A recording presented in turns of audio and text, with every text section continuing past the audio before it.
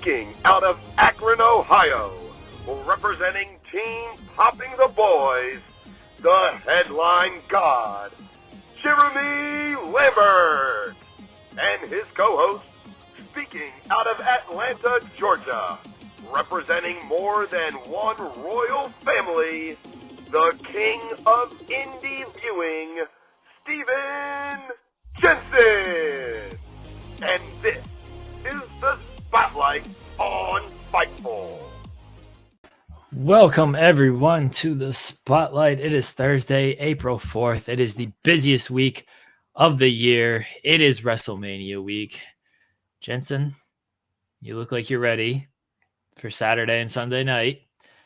I mean, just ask the question. Is this the final week that Cody Rhodes does not hold the undisputed WWE Universal Championship? This is it. Cody finally finishes the story this weekend. No other options. I'm very, very excited about this. I know I said a lot of this last year. We were at least I was very disappointed last year. So yeah, I was disappointed that my pre-write, I had to redo the entire thing. I wrote the article that Cody Rhodes won. That's how I wrote it. And then I had to change the entire article because it didn't. So that I was disappointed Cody lost. Please get that correct. Yeah, that seems like a massive inconvenience there. It is. Yeah. Well, us Cody Rhodes fans have been going through a lot worse than that for the last year. I took off work Monday, like this upcoming Monday, because for one, so I could celebrate Cody's victory, of course. But I'll never forget last year, like Monday came around and I had to work all day, and like my job now has transitioned more into like email, so this isn't as much of an issue. But like last year, last year I had to answer phone calls all day for like 9 hours the day after WrestleMania, and all I could think about was Cody losing. And I know I was like rude to people. I know people were calling in, and I was like, "Why are you calling? Stop calling. Cody lost." You know, like I hang up on people. So I took Monday off this year, like just in case, and then I also took Thursday off so that the next episode of the the next episode of the Spotlight rather, we don't have a time constraint, so we can really go as long as we need to and talk about everything. But I will have an episode of the Weekender on Monday, though, so everyone knows. I'm not going to do it over the weekend because of all the WrestleMania stuff, but on Monday I'll have an episode of the Weekender talking about like the collective and stuff. Next week could be a giant celebration, or it could be our shortest show ever, because if Cody loses, I don't know how much you're going to want to talk. I mean, last year, I've talked about it before. Last year, it was a very successful show numbers-wise, people tuning in and watching the misery. But yeah, this year it'd probably be just me like throwing my television through my window or something and then like signing off. The only fear I have is, this is a bit of a flex, but I did buy a 75-inch television during Black Friday like this past year. So I have like a really nice, huge television in my living room, and I'm a little afraid that like, because it's so big, it's a huge target. So like, if I get pissed off, I'm not trying to anyway. It's not worth it. It's not worth it to do that, Jensen. No, you're right. But I see these videos of people, you know, when their teams lose the Super Bowl and stuff, and I'm like, oh, that could very well be me. I've said it before, and I'll say it again. I've never been this heavily invested in anything in my entire life. I told that to Teil also. By the way, the interview this week that you're going to hear at the end of the show is with Teil Rhodes, the sister of Cody, the daughter of the American Dream, the daughter of Mama Rhodes. So she had plenty of thoughts on, you know, this weekend that I can't wait for y'all to hear that interview. Jeremy had a fun time with that interview too. But yeah, I've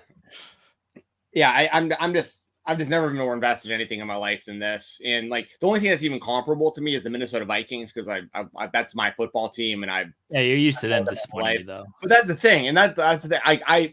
I could say all day, yeah, the Vikings are going to win the Super Bowl this season, but in the back of my mind, I'm like, there's 32 teams, there's a lot of intangibles, people get injured, stuff changes, stuff happens, you know, like it's super unlikely to win the Super Bowl. It's very, very difficult to do.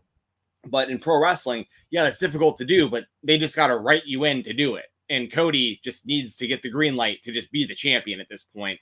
So this is my Super Bowl in a lot of ways, you know, And last year, I was going to get a Cody Rhodes tattoo if you want. I was going to dye my hair. Don't know if I'll dye my hair or not. That seems like a whole, but I will get the Cody tattoo if he wins. It's just a matter of like how fast I'm able to go get it done at the place. But I do plan on doing that. I'll get this logo tattooed on me if he wins the championship at WrestleMania this year. So looking forward. I've held off on a Vikings tattoo for that same reason. I'm like, I'm not going to get a Vikings tattoo until they win the Super Bowl, and they've never won the Super Bowl. So it's like, I just can't do it. But if Cody wins the WWE Championship, I'll go ahead and do that. There's people in the chat that, kind of thinking, maybe Roman retains. I see more people saying that on Twitter lately. I think people are starting to get cold feet, and they're like, what if Cody doesn't win, That's a tough pill to swallow, but obviously, I feel like he's got this. This has got to be it this weekend. We're getting into everything here. Yeah. We're getting into everything real quickly. You can leave a thumbs up on the video. You can subscribe to the channel. There we go. Point to the sign. Cool. You can subscribe to the channel. You can leave a super chat, get your question, comment, statement read on the air. Today's episode is sponsored by Wrestle Rumble. Leave a Wrestle Rumble in the chat, and you get a free entry into, how many entries are we giving away, Jensen? We'll give away 3. So basically, if you put the words Wrestle Rumble in the chat today live, and before I clock in for my shoot job, Jeremy will choose 3 names off of the list of people who put Wrestle Rumble in the chat. And that's all you got to do. 3 people off that list will be randomly selected. We put it in like a random name generator thing online. And then, so 3 of y'all will get free entries for the Wrestle Rumble WrestleMania Pick'em contest. So we already see some coming through. Kai, D-Lo, just keep them coming. Anyone who says Wrestle Rumble. And then 3 of y'all will get entries to this contest. First place is $1,000. And if you're not familiar with Wrestle Rumble, it's like fantasy. It's like fantasy sports kind of DraftKings kind of style. Like you're picking like prop picks pretty much. So like there's going to be some winners and losers on there, like who's going to win, who's going to lose. There will be some intangibles probably. Usually there's like, table break, will so-and-so interfere, these kind of things. So it's kind of like prop bet style over there at Wrestle Rumble. And first place is $1,000, second and third both get $500. So huge cash on the line over there at Wrestle Rumble. Win some money for just being a wrestling fan. You're already going to be watching WrestleMania. You might as well win some money sitting there on your couch, hanging out with your homies, watching the show. You know what I mean? So like, I already see a lot of people putting Wrestle Rumble in the chat. Keep them coming. We'll pick 3 names at the end of the show, and 3 of y'all will get free entries into this contest. Again, all you gotta do, leave a Wrestle Rumble in the chat. We'll plug that throughout the show. And yeah, at the end of the show, I'll pick 3 names, and then you can be in contact with Jensen to get your free entry. We've had people. Funny. That's funny. These kind of play. Eddie's had like a prop bet. Will a rubber chicken be thrown into the ring on night 2? Dude, I don't know. You never know. That might be a question on Wrestle Rumble. Matt over there put some good ones on there. So leave a Wrestle Rumble in the chat. We appreciate Wrestle Rumble, Matt over there. Always been very kind to us for he's the man. 2 years almost now. So yeah, he's the man. Yeah, we appreciate him. I see people on there's someone on X that even put something in the chat. So yeah, wherever you're watching this, anyone's eligible. So like if you're on X and you put Wrestle Rumble in the chat, you're eligible. If you're on YouTube, you're eligible. I don't know if are we on Twitch also? If you're watching on Twitch, you're eligible. So no matter where that chat comes from, you'll be put in the contest. So we appreciate everyone, no matter what platform you are watching off of. All y'all have a chance to potentially win $1,000 for free at WrestleRumble.com. I'm looking forward to the contest a lot. I've only won 1 Wrestle Rumble contest ever, and I've been doing them every single contest for the last probably 5 or 6 years. I won the NXT TakeOver contest whenever Ciampa and Gargano were the main event in New Orleans. I was actually live in the building watching that match, and then Matt called me that morning like, "Hey man, what's your belt size?" And I was like, "What are you at? Why are you asking me this? That's weird. What are you saying? Are you sending me pants, bro?" And he was like, "No, man." He's like, "Hint, hint." And I was like, "What are you talking?" He was like, "You won." I was like, I was so not expecting to win that I was like, "Wait, I won. I won a title belt." And that thing is actually right over here. So just so you guys know, the prizes are real. Like 2 days later in the mail, I got this replica NXT Championship belt from Wrestle Rumble. So the prizes are real. Go check it out. And even if you don't win a free entry today, it's only like, how much is it per entry? They're usually like $10 or $12 per entry or something like that. You get like groups of them for cheaper. So like, yeah, it's $12 for 1 entry, and you can get up to 5 entries for $32. There you go. So, and I see a lot of people saying Wrestle Rumble, keep them coming, y'all. We appreciate that. We know that Wrestle Rumble appreciates that y'all, that y'all like that we give these away. I'll probably also, and one last thing about Wrestle Rumble. If you win an entry, please make sure to, we'll get all your names. I'll open my DMs on Twitter. All you have to do is just DM me or message me. I just got to know that you won so I can get your email address. So please respond or message me and or respond to me. Just make sure you're in contact with me in some way before the end of SmackDown tomorrow night. That's when I have to get the entries over to Wrestle Rumbles tomorrow night. So just keep that in mind. And if you win and I don't get in touch with you, I'll try to get you one at a future contest. You just got to let me know. But, anyway, that's enough plugging Wrestle Rumble. We'll continue to do that throughout the show. We got a lot to talk about in today's episode. All right, Jensen, let's it's a year old at this point, and I might have to change it after this weekend, but for potentially the last time. I need to finish the story. In the WWE, the story never finishes. Kind of talked about it. We're going to talk about it more, especially after the scene on Monday Night Raw. Cody Rhodes, for the second straight year, looking to finish his story. I know you think that this has to be done. There's no other option. They have no other option but to finish the story this year. Yeah. What if, especially after Raw, The Rock and Roman just continue to mow down the entire WWE? They laid out Rhodes and Rollins on Monday. Cody has compared The Rock to Hollywood Hogan. What if Roman keeps that title? Rock continues to make sporadic appearances. He's off filming Smashing Machine and then Moana this year. But Roman's all on a part-time schedule anyway. What if they continue this NWO run and they need someone else to come in and save them? I don't know who that is, mind you. I don't know who that is. But what if somebody else, not Cody Rhodes? What if Roman Reigns retains? There is no one else that they could possibly have in this position anytime soon that's going to have the popularity of Cody. Oh, it's definitely not LA. He had his moment where he had a lot of momentum, and it's good for him that he's got that match with AJ. I think it's going to be a good match. You know what I mean? He's got a good spot at WrestleMania still. But the only thing that is even remotely realistic, I think, realistically possible for Cody to lose is if they have it just so in their own heads as, as a company, as, whoever's Triple H, Nick Khan, whoever the major decision makers are, if they have it just so deep in their head that they have to do The Rock versus Roman, which we will eventually get. But if they have it in their head that has to be for the title and that Roman has to keep holding this thing until that match happens, that's the only. And I disagree with that line of thinking, obviously, but that's the only scenario that I can possibly think they could even come up with that would make any sense whatsoever as to why to have Cody lose. But even then, I think it's a bad idea because I don't think The Rock should be the one to beat Roman. So we'd be talking about a scenario where at SummerSlam or WrestleMania next year, we had The Rock versus Roman. Roman retains again.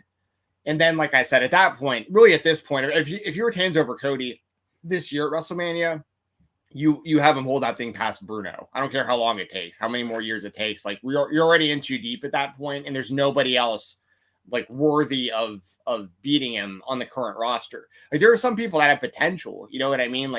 I think Gunther is he's absolutely killing it. I think he's amazing. He could be a world champion. I think Braun Breaker is going to have obviously he's going to get massively pushed, and it's going to be kind of on him and the WWE universe as to how far that goes and how fast.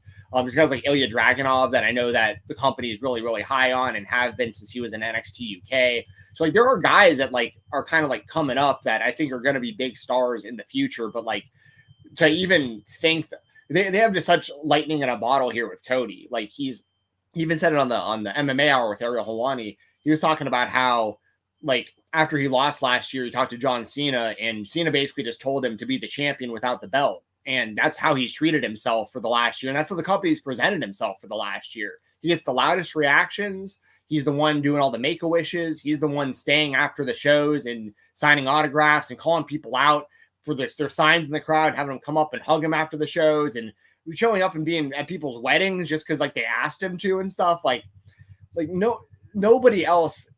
And this is so what you want out of your top guy. He's out there doing the press with the major media outlets. He's the guy. Yeah. Good. Here's the thing. He is. You throw me under the bus in our interview with Teal. Well deserved, by the way. I'm not upset about it. I knew it was coming. You asked for it. Oh, 100%. 100%. I do agree that Cody is the guy, should be the guy, acts like the guy. Is he doing too good of a job at that? It's where they are like, right, we got our guy. Why does he need the title? He's going to continue to do all of these things. Why do we need to put the title on him? Because it'd be the same kind of question that like, and I know the business has changed a lot, but like, imagine if they would have said the same thing about like Hulk Hogan in like the 80s and early 90s. Like, are we really? And I know Hulk Hogan, like nowadays, I get it. Like, I'm not a fan of him on a personal level either anymore. But like back then, if you were to say like, yeah, Hulk Hogan's just not going to be the champion because he's already too popular, like that's pretty insane. Like, you know, and like Steve Austin, the thing with Steve Austin is like he didn't have super long title runs most of the time. Like people were more interested in the race, but he still won the title. You know what I mean? He'd still become the champion and he'd do whatever, but like he would still win eventually. Occasionally, he'd become the champion. Like I think that it's just time for WWE. You know, Seth Rollins has done a really good job with his championship as a babyface, and Cody can win that. Yeah, but that's not the real story here. And once again, somebody has to beat Roman. Someone eventually has to get the rub off of this 1,000+ day title reign. D Eddie in the chat says 162 days still to beat Hogan's run. Apparently, here's the thing. Once again, if he gets past Cody, I think he's gonna get past all these guys. But like all these numbers are so like they don't mean anything to me really. At the end of the day, like a lot of people when he beat Cody last time, a lot of people were like, well, he's gonna have to get past him to get to day 1,000. It's like, okay, well, he's there. He made it. He's well past that now. Who cares? Like Cody should have been the champion last year at WrestleMania. He should have defended the title against Brock multiple times. Should have defended against Dom. Should have defended against other members of the Judgment Day. Pretty much anyone he wrestled last year, he should have been just defending that title against Shinsuke Nakamura. But I've said it before and I'll say it again. To their credit, to Cody's credit, to WWE's credit, where we're at right now, this is the most interesting story like ever to me. Like The Rock being a heel, him and Roman joining forces, them stacking the deck against Cody, and Cody's popularity is actually surprisingly it's actually way bigger than it was last year. All of his ride or die fans didn't abandon him.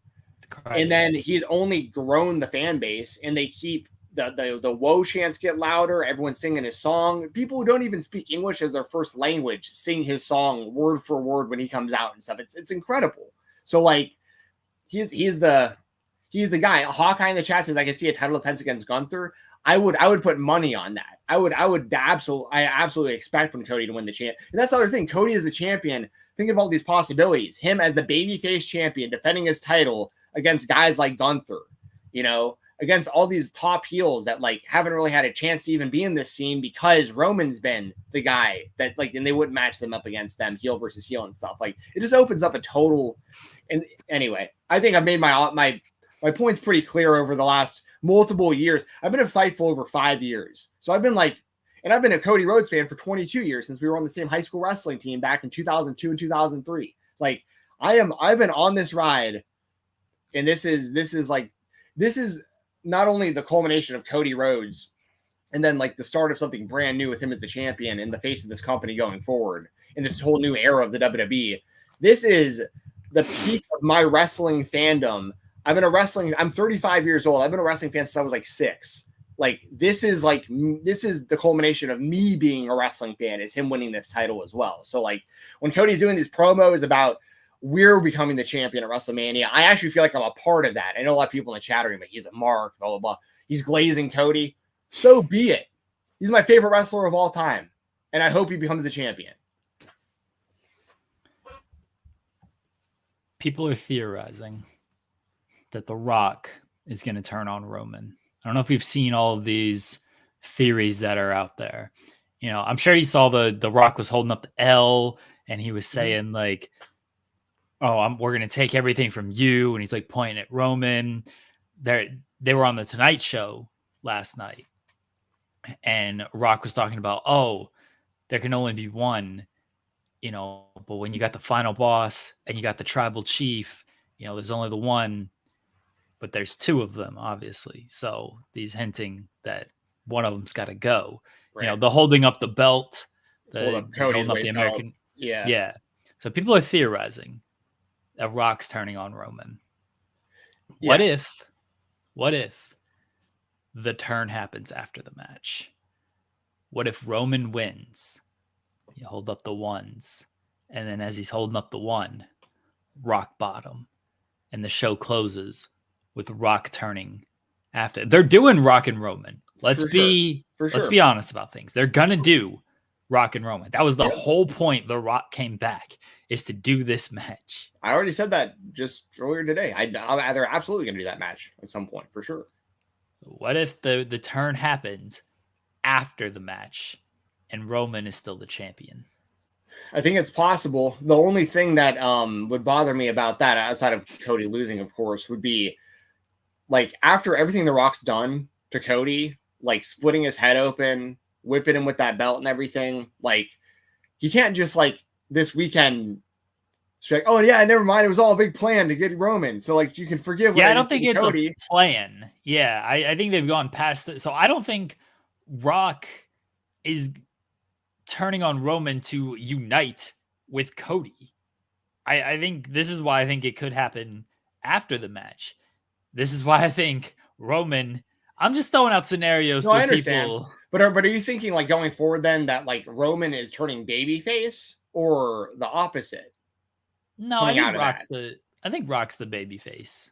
Even though after everything you just did to Cody, him just turning on Roman, everyone just forgets that. Yeah, because Cody, this is character motivations here. He's still mad at Cody for coming in and taking this spot that he initially had, or Cody stepped aside, whatever. Everyone knows the story and how muddy it kind of got. He's still not a fan of what Cody did, of like, I'm going to take back my spot that I graciously stepped aside for. So he had to beat Cody out of this. His end goal was still Roman Reigns. Yeah, that's true. Corey Michaels in the chat with a good one says, big plot twist. What if The Rock turns on himself? No one would expect that. Yeah, it's a good one. He rock bottoms himself. Look, and here's another thing that I want to point out, and I'll say this like this is where I like respectfully having these kind of conversations with other fans, even if we disagree about stuff. And most people in our chat are really cool about this, which is another reason why I like the people who watch our show so much, because every now and then I get the trolls who literally hate my guts because they think I just dick ride Cody so hard that they just can't stand me. And I listen, to a degree, I understand that, but you also don't have to watch our show. There's like so many shows on Fightful and so many others. Like, if you don't like me and I'm not your cup of tea, I understand. I don't even hold it against you, because there's plenty of people that I listen to that get a little over glazing as well on certain stuff. And I'm like, yeah, I'm not into this. I get it. But like, what I do like is seeing people in the chat who are Roman Reigns fans. Like right now, I see some of them in there that are like, yeah, Cody's great, but like, I'm still riding with Roman. Like, Roman's still, I still want, and there's honestly nothing wrong with that. Like Roman Reigns has done a great job. I think that he's, especially considering where he was coming from, all these year after year of them trying to push him down our throats as the top babyface, and it wasn't working. And to see where he is now, like I have to give him all the credit in the world. I have massive respect for Joe Anoa'i and Roman Reigns. I really, really do, as a human being, especially like beating cancer and everything. Like I really, really, really do respect Roman, but I have issues with like, him being the champion and not really being around much, when like Cody's there and like can just be the face of the company and is like super white hot right now on the TV. But like, I also understand the love for Roman, and there's a lot of people that don't want to see this reign end, and they want to see him carry it past Hogan. They want to see him carry it past Bruno, this kind of stuff. And like, I legitimately don't have a problem with that. I understand why people are fans of Roman Reigns. But you also have to be realistic with yourselves as Roman Reigns fans of like, when you build someone up this high, like you eventually have to give back to the business, and like someone's got to take that momentum and get a win over him and start. And also you got to have more than just Roman. Like, and you got Cody like right here, ready to be there with him, you know, and then you got to bring some other people up. And their current roster, they're doing a really good job of that. I think they have a really, really good top like main event scene in the company right now. And there's more up and comers, like I mentioned before. But that all starts with like, you know, someone's got to beat Roman. And you know, it's, yeah. I mean, it's not like a broken record. Everyone knows how I feel about it at this point. You know, I think Cody obviously needs to win. But like, I just want to make it clear to all the Roman Reigns fans out there. It's not because I think Roman Reigns sucks. I think Roman Reigns is actually awesome. But it's just time. Roman can put somebody else over. He doesn't have to put over Cody. Yeah, but like, I know you're doing this to kind of troll me because like there's then come up with one name that makes sense more than Cody. Seth Rollins. I've said it for the longest time. Seth Rollins makes a lot of sense. I've agreed with that. He does make sense, but like not more than Cody at this point, in my opinion. But like if it was going to be anyone else, given the story and the history and the fact that Seth technically beat Roman the last time, like by DQ and stuff, I'll agree. Like, I'll kind of agree to disagree with that. Obviously, you know, it was kind of similar like to the Sami Zayn situation, right? Like, I didn't want him to win the title because I wanted it to be Cody's, but like I understood why so many people wanted to see Sami win in his hometown, and like it was a huge moment and a huge story. So like, you know, I understand that people are fans of other wrestlers. You know what I mean? It's just, you know, I just don't think that anyone makes more sense than Cody right now. Oh, someone said something about R-Truth. A young R-Truth needs the rub. I will say this, unironically, I think R-Truth should have a world title run before he retires. I think he actually is, like, I legitimately laugh out loud at some of the stuff he says on television. Like, I think R-Truth is hilarious, and he can still wrestle. He's been over forever. He's actually more over now than he has been, like, in a long time.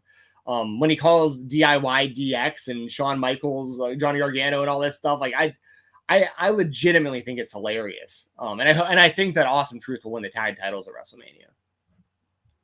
I do think they'll win one set of the tag titles. It seems like they're gonna finally split those things. So, oh, that's right. They're gonna have all the belts up top. So yeah. I guess they could split them. Yeah, but either way, yeah. I mean, there's no one else. It's got to be Cody. It's got to be. But now to get a little more specific, I do think, because I've waffled on this in recent weeks, and I'll give you like a definitive prediction here. Night one, I do think that The Rock and Roman are going to win.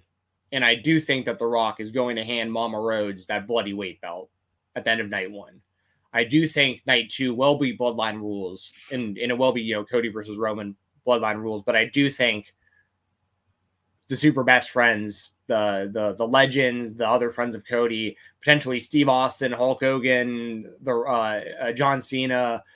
You could have, you know, and then like the other people that have helped Cody throughout the years that have issues with the bloodline, like Sami Zayn, Kevin Owens, Jey Uso. Like there's plenty of people. Seth Rollins. Seth may even turn on Cody during the match. That's possible. I've been having that in my head too. But I think at the end of the day, Cody wins, and the like kind of final image of WrestleMania is like Cody taking the WWE Championship and handing it to his mom in the front row. Like, she got the bloody weight belt night one, but then she actually got the title. Because a big part of the story, obviously, is Cody can't hand the title to Dusty, but he can still hand it to his mom. And that's going to be how I think WrestleMania closes. So, and I'll be crying on my couch in tears of joy.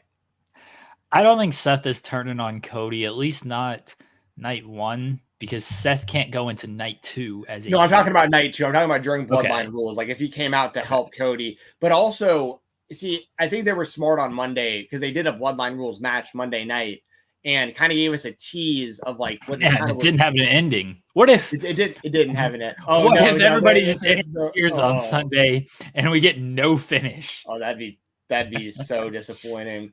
WrestleMania goes off the air. Cody stands tall. He's got all his friends there. They luger the shit out of him. Yeah. He doesn't win the title though. It's just a non-finish. Wins by countout in Bloodline Rules. Yeah. It'd be like the Fiend Seth Rollins Hell in a Cell situation, like times 1,000. But yeah, what was I gonna say? For night 2 for Bloodline Rules, there was something else I was gonna bring up, but I probably talked about it before. I do think that obviously the Bloodline's going to get involved, and we'll just kind of see who. We'll see how it plays out, but I think Cody will eventually overcome and win the championship. All right, sorry, what I was saying on Monday, I forgot. On Monday, we got a taste of Bloodline Rules, and you had mentioned there was no finish. The a part of that too is like Cody came out and helped Seth, so I feel like Seth is going to return the favor and help him as well. And we also saw a tease of like the Bloodline clearly was like they didn't have any problems taking people out on Monday in Bloodline Rules. So they already kind of established like this is their match. They're going to have the advantage. And when just like Jey Uso tried to help, that just wasn't enough. So Cody's got to be ready for, to have way more backup than just, a couple people. I legitimately think we're going to see multiple legends and stuff popping up and like Brandy and like it's gonna be awesome. But once again, like we've talked about before, nobody should touch Roman but Cody. Like we want all this to happen outside the ring or like other people fighting in the ring, but like nobody touches Roman. Cody still gets his clean win over Roman. But everyone else is going to be blocking the Bloodline from getting involved. See, I don't need the Undertaker coming out or anything like that. I'll give you my actual ideal scenario of what I think should and very realistically could happen. Night 2 is Bloodline Rules. I actually really love your idea that Rock and Roman win night 1. I think that should happen anyway to make it Bloodline Rules, but then Rock hands Mama Rhodes the bloody weight belt because that will I actually really love your idea for the double handing of the title to Mama Rhodes on both nights. So night 1, Rock and Roman win. Night 2, obviously you got the Bloodline stuff. Jimmy's gonna come out. Jey thwarts him. That I think they're wrestling on night 1. I'll have to double check that. But that it might be night 2. Regardless, I can tell you, It is on night 1. Okay. So yeah, they wrestle on night 1. They can still come out. And it can even be when's Sammy wrestling? Sammy is night 1 against Gunther as well. Okay, so Jimmy comes out. Sammy can thwart him. It can be Sammy. Just to play off the history there. Solo comes out. Cena thwarts him. Even if like they have, let's say they have Tama Tonga, they have somebody like even like a Rikishi, whoever they want to bring out. Yeah. Then you can throw in a Sammy, you can throw in Kevin Owens, anybody who has just had a long history of Bloodline. Right. Final boss Rock is a level above all of these guys, obviously. MJF. What? MJF. MJF stops him. Final boss Rock is obviously a level like when Jey Uso is like going to the back and Rock just like throws him out and just walks out like that. I was like, yeah, that dude, he's on a different level than all of these guys. Final boss Rock comes out. Seth doesn't come out. Seth is still licking his wounds from losing to Drew McIntyre. So he needs to happen. Drew's got to win. Yeah. So he's not part of this.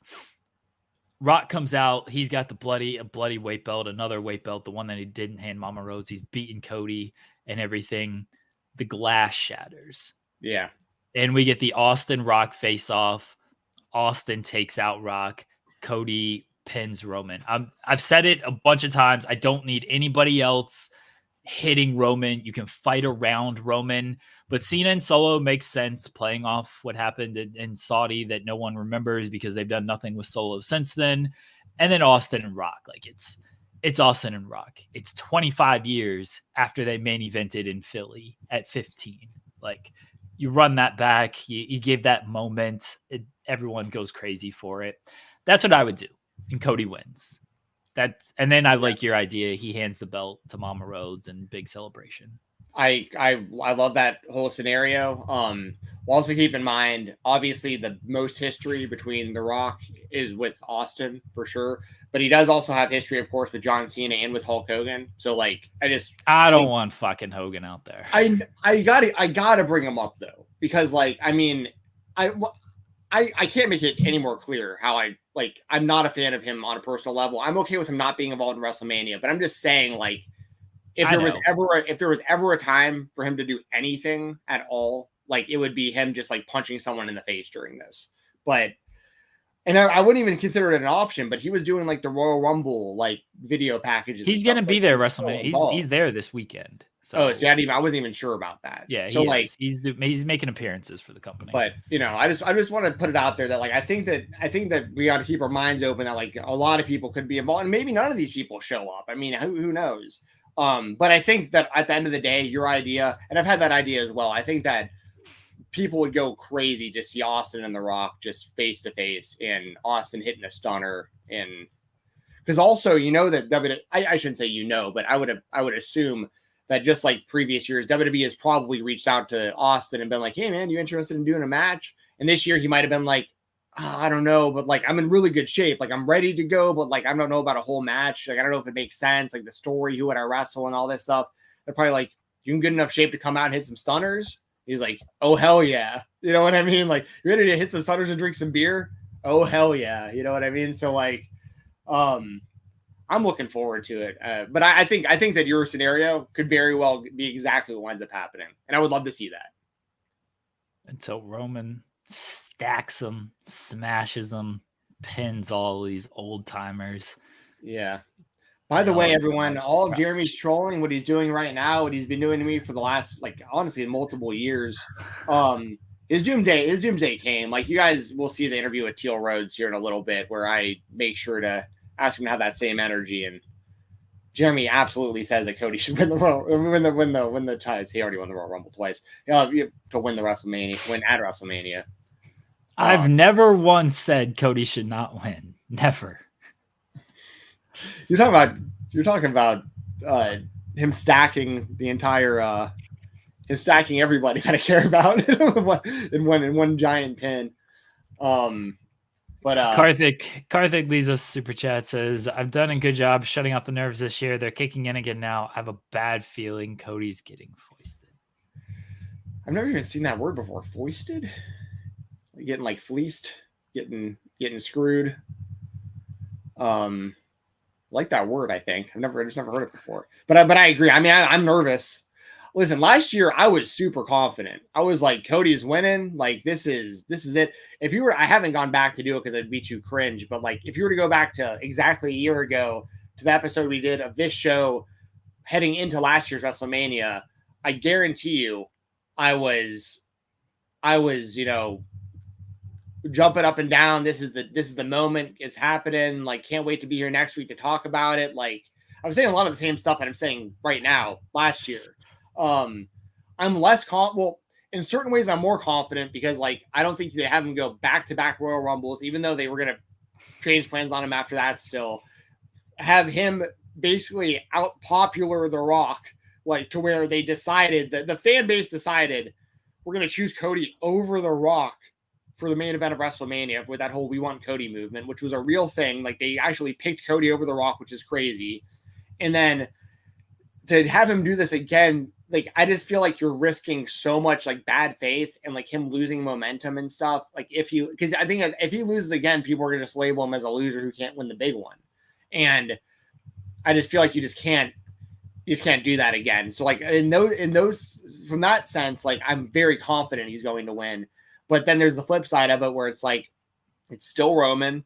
I still honestly believe that last year Cody was supposed to beat Roman up until maybe even the day of the show, because for people who don't remember, last year, right around WrestleMania, is when things were starting to, like, really get kind of finalized and everything when it came to the Endeavor sale that, like, became the TKO merger and all that stuff. Like, And I honestly believe that the plan was to put everything on Cody. And then when the new owners came in, they were like, why change this? Like, Roman works. We like Roman. Like, while as the sale goes through, we want him to continue to be the face of this because he's a proven commodity for this company. And we know exactly what we're purchasing with him as the champion right now.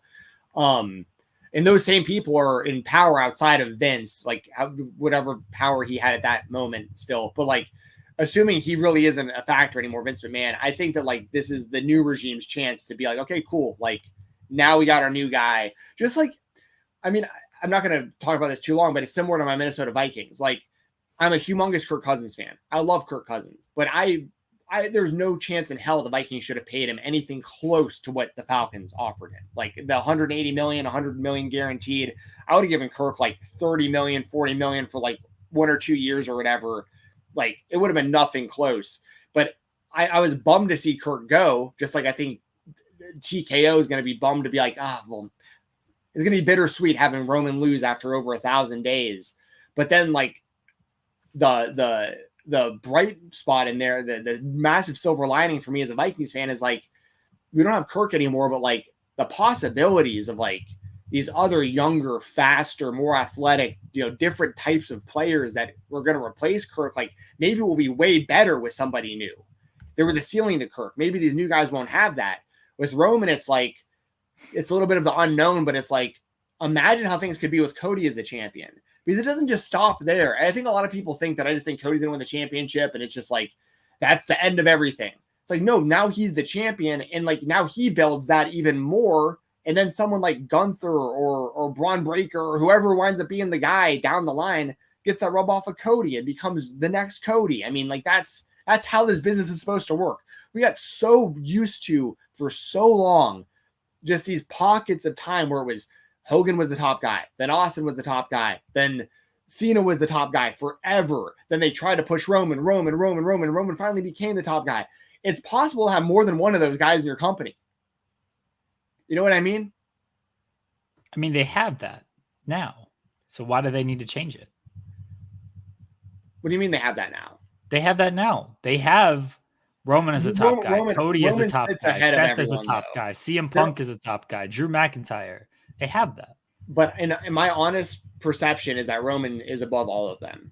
Until Roman loses, he is above all of them. And that's to the credit of Roman into the WWE for building him onto that kind of pedestal, which I think he's deservedly gotten on. He's done great work to get there. And he put up with a lot of BS for a lot of years, having to do a lot of stuff that didn't help. Suffer and succotash. You know what I mean? Like, we're well beyond all that BS. But I think for people to truly perceive Cody on the same level of Roman, he's got to beat Roman. The only way to become a main event guy is to actually wrestle against other main event guys. And eventually you got to beat some of those guys to like be perceived as the guy. And it's just time for Cody to be the guy. And then someone else will be the guy later whenever they beat Cody. And that's just, once again, that's how this is supposed to work. Tom says this is going to be the best Mania. Can't wait to see Rhodes main event and win. What a wild ride. Hell yeah. Let's go. Chi-Town Spurs. Bet if they did a revote now, there'd be a lot more pro-Rock sentiment. He's by far the most interesting part of the build. I'll agree with that.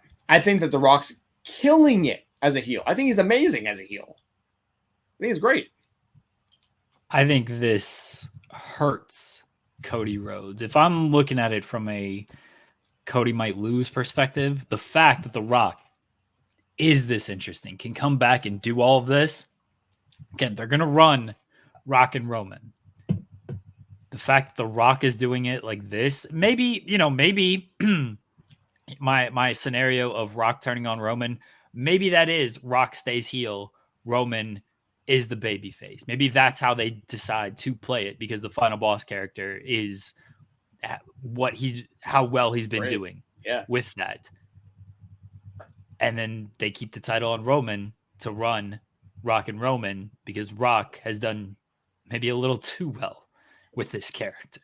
Yeah, I mean, that's a possibility, but also going to boil down to like how often is The Rock going to actually be there, with his movies and stuff and other stuff he's got going on. Oh, he's filming. It's already known. He's filming Smashing Machine a week or two after. Mark Kerr movie. Mark Kerr, yeah. He's filming that a couple weeks after Mania. Then he's doing Moana. Like, he's not going to show up often, but Roman doesn't show up that often. You know what? I'll make a bold statement right now, and this is to the credit of The Rock and the kind of work he's doing right now. And obviously, we need to see how he looks in the actual ring, but he looked like he was out there bumping pretty good and stuff on Monday. And this is kind of a tough thing for me to say because I've said the opposite literally my entire life.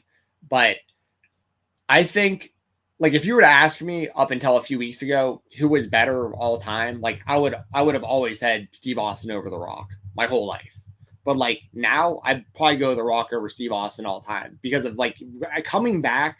I know Austin came back a couple years ago and he did this stuff with Kevin Owens, and that was badass. Like that was really cool to see as a kid who grew up in the Attitude Era. Like that was a lot of fun.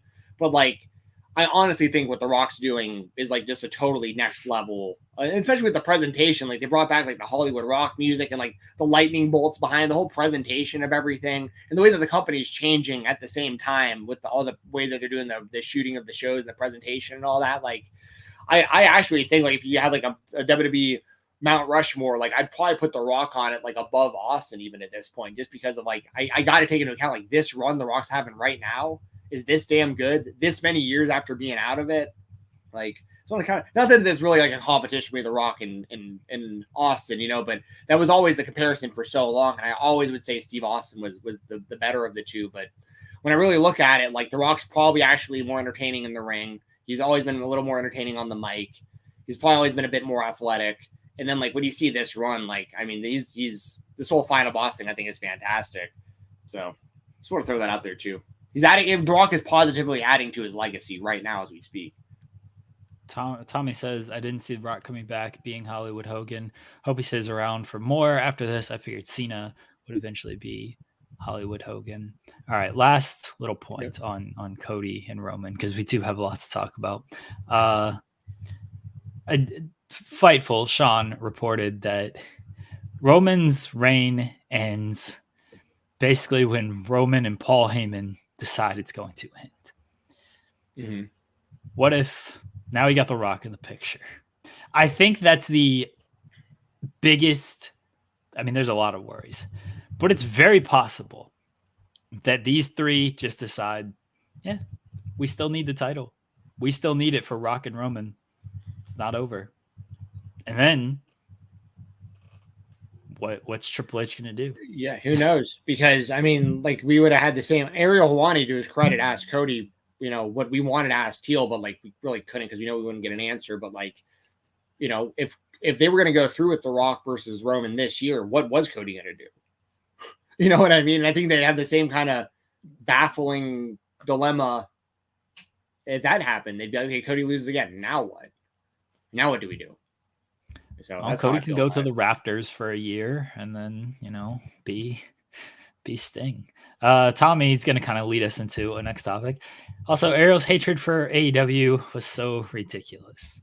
He did try to get Cody to say some things. He tried to get Josh Barnett to say some things. He got CM Punk to say a lot of things. You're going to run the bumper? I mean, you got the bumper for this. It's my favorite bumper. It's so good. I'm old and I'm fucking tired and I work with fucking children. I'm tired of wrestling these kids that think they know everything. What were your thoughts on the CM Punk interview? I'll try to keep it pretty concise. I'll start this off by saying that I'm a lifelong. I say lifelong. I've been following Ariel Helwani's work since I was like in college, and this is back in like the early probably like 2007 or something. The first interview I ever saw him do was actually with Kurt Angle a really long time ago. And for people who don't know, Ariel is like, he's like an OG YouTuber. Like he was using YouTube and doing like the MMA Hour and all this stuff independently, over 10 years ago, and used that to, gain popularity in his following, and eventually wound up at ESPN and, doing everything he's doing now. And so like, I have a ton of respect for Ariel. I really do. I actually got to interview him a couple years back. Like I've met him in person. I used to actually get paid to transcribe his interviews for MMA On Point. Like I'm an Ariel Helwani guy for sure. And I think he's the best interviewer in the world, honestly, when it comes to like anything that has to do with combat sports, because he's the best at like getting people to just like actually answer questions that like they just won't answer otherwise, or even like consider answering. He's the best at doing that. But that all said, like, he obviously has a bias against AEW. He clearly doesn't like Tony Khan. And I think a lot of it stems from when he had Tony on and he was asking Tony tough questions and Tony just wouldn't answer anything. So Helwani was just like looking at him for an hour, like, what was the point of doing this interview if you're not going to answer any questions? And Ariel's also been in and out of being a wrestling fan for years. There's been times in his career where he's trashed wrestling for years. Like, just thought it was the stupidest thing in the world. Like, thought it was way too predictable. Wasn't a fan at all. Thought you were stupid if you liked wrestling, but you should watch MMA, not pro wrestling. But he's back, all in, super all in on wrestling. I think a lot of it has to do with, he's got ties to Nick Khan that go back for people that know. Nick Khan was Ariel's agent like forever ago. So like, Ariel is very tied into like the current WWE system in a lot of ways. So I think he absolutely does have bias. Like, he's a pro WWE, anti AEW, I think, in a lot of ways. Now that said, the CM Punk interview, I mean, I'd have to talk about that for the next 2 hours alone if you wanted all my thoughts on that. But the most interesting thing about that interview was that coming out of it, my thoughts were, oh, okay. He confirmed pretty much everything that I already thought. Like, everything I didn't like about CM Punk already, he just basically admitted to. Like, this is a win for me and people kind of in my camp. And then I go on Twitter and like all the pro CM Punk fans are saying the same exact thing, but like that he was right. You know what I mean? So I'm not going to compare this guy specifically to this guy, but I think you understand that people understand the comparison. There's nobody like him, but like Donald Trump that I've ever seen. Like, where it's just like, you either ride or die for this guy, kind of no matter what he does or says, or you think he's just completely delusional. And I'm on like the completely delusional side, but his fan base, no matter what he says, he's going to support him. I think like 95% of the stuff he said on Helwani's show was hypocritical and a lot of it was inaccurate. But I think he says it with such conviction and stuff and such confidence, and his fan base is just, they are what they are. They're going like, they love this guy and everything he says they think is the truth. Like, I think it's interesting because Cody went on the next day and was asked similar questions, and the way Cody was answering the questions was like pretty much anything Punk said, Cody basically said the opposite, but said it like respectfully and it's a totally different. You'd have to kind of go point by point for me to explain everything that I disagree with what CM Punk said. But like the majority of what he said, I was like, let me put it this way. Here's a couple points that I think should be highlighted. Punk is giving himself credit for being professional, being an adult professional. And his line of thinking is, I'm being a professional here by just choking Jack Perry a little bit, not punching him. Like, I'm being a professional here by telling Tony Khan, hey, if you want me to handle it, you're not going to like the way I handle it. Imagine people in this chat have real jobs. I have a real job, like not outside of this. Like, I have an actual shoe job. Imagine in any other scenario ever where like your solution to problems is just like, I'm going to get in your face and try to fight you. You're 45 years old or whatever. Plus, you've had the better part of a decade of actual MMA training with Rufus Sport, with like actual trainers like Duke Rufus, actual fighters like the Pettis brothers, Tyron Woodley, so on and so forth. And you're out there just like fighting people that are smaller than you that don't have MMA training. It's very strange. Like when Conor McGregor punches an old man in the face, the whole world is like, what a scumbag. CM Punk is punching his coworkers and choking his coworkers, and people are like, yeah, that's just the wrestling business. This is the way he handles business. It's like, he's a loser. It's a loser. Okay. There's a big difference between Conor punching a dude at a bar, which didn't seem like a big deal, and there was obviously instances and build up to what Punk did. I'm not saying Punk was right in these instances, but maybe the Conor example is a little, maybe it's a little extreme, but like anyone who's an actual UFC fighter, like if they're fighting, if you like, even like Joe Schilling is, he knocked some guy out at a bar who deserved it. And even that was like a little too far. It was like, dude, why are you just shove the guy out of the way? Like, you knocked him out cold. Like, I mean, it's just kind of one of those things where it's like, I don't like the vibe of it at all. So we don't have the footage of all of this. Punk did pop me when he's like, I basically had to Chael Sonnen. You're too close. You know, the Chael Sonnen, Vanderlei Silva. Yeah, dude. You're too close. His So own Sonnen. comparisons are so like he what did he say? He said that Hangman was lucky he didn't double leg him and murder him. I'm like, dude, I'll put money right here, right now. In an actual real fight, I would still take Hangman Page over CM Punk right now. Like, because I can't choose Punk over anyone because I've seen what he looks like when he fights. At least Hangman's like an unknown to some degree. CM Punk also, he talks a lot about like his hockey player mentality. Has anyone ever seen this guy play hockey? I'm just curious. Like, I think he said he's not a good skater, so I would be surprised. I don't know much about hockey. I don't even know what center is. It center ice? Is that what they call half court? Half court. Yeah, center. I would be surprised if he could skate, like competently skate from like that blue line near the goal past center ice, like in between. Like if you put the puck between the goal and center ice, I'd be shocked if Punk could skate from one goal to the other goal and slap shot the puck in the air into the net in the air. I'd be shocked if he was able to do that based on the athleticism level I've seen him. Huh? What do you mean? Like being able to get the puck off the ice in the air into the goal. I'd be shocked if he was able to do that. He talks about his hockey player mentality. I'm not super athletic, dude. Jensen, but you're not talking about your hockey player mentality. That'd be like me coming on here and being like, you know, my martial arts mentality. You want him to prove that he's Happy Gilmore out here. Is what you said. But my point is like he talks the way he's just very delusional, I think, in the way that he talks about himself and the way that he sees himself. But his fan base buys it all, which is just like so interesting to me.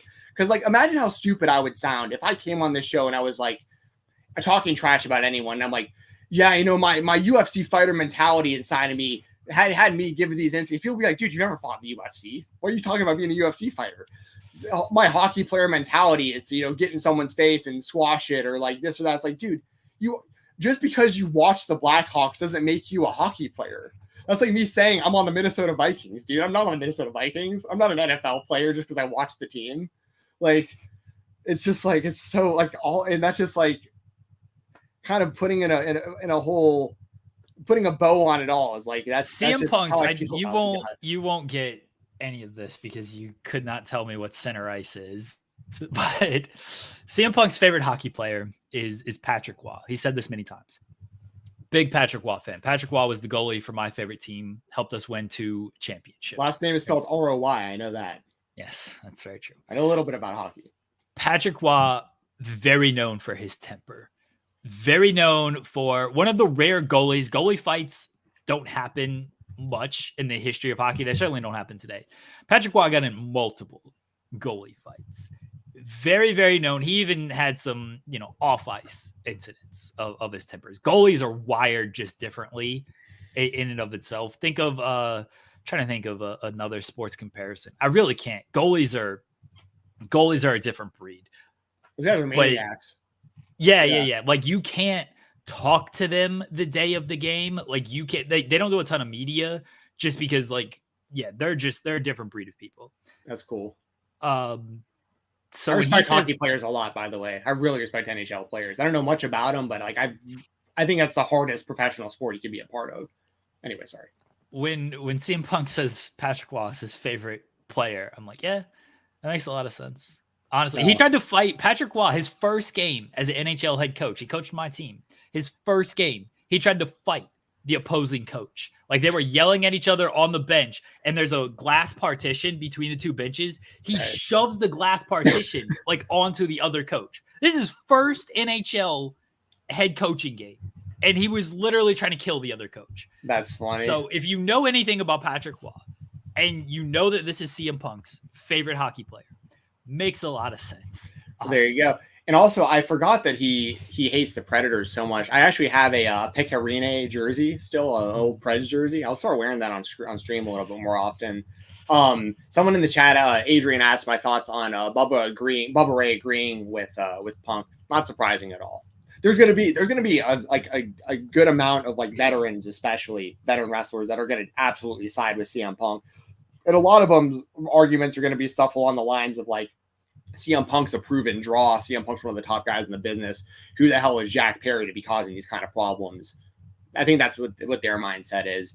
My mindset is more along the lines of like, I'd be interested to hear people in AEW who had their names brought up in that interview. Actually, I'd like to hear their actual side of the story, but a lot of them just are at this point are just like, they care so little about what CM Punk actually has to say that like, they don't even want to talk about it. It seems like, but that's, I know Edge kind of came out last night and kind of did like the company speech, for everybody kind of a little bit. But I know like Tony Schiavone's been asked about it and said basically no comment. I think Eddie Kingston said he doesn't work here. Who gives a fuck? And he didn't want him there to begin with. And there's a lot of people that haven't liked CM Punk for decades that didn't want him involved in AEW to begin with. And then like they all saw these problems coming before they ever happened, and they just aren't surprised when they happen. It's like the episode of Always Sunny when I know I bring up that show all the time. There's a lot of people probably don't watch it in here, but like there's these high school reunion episodes they did years ago. And you've come to find out, you think for like the first like 10 years of this show existing that Dennis Reynolds was like cool in high school because like the way that the people around him kind of talk about him.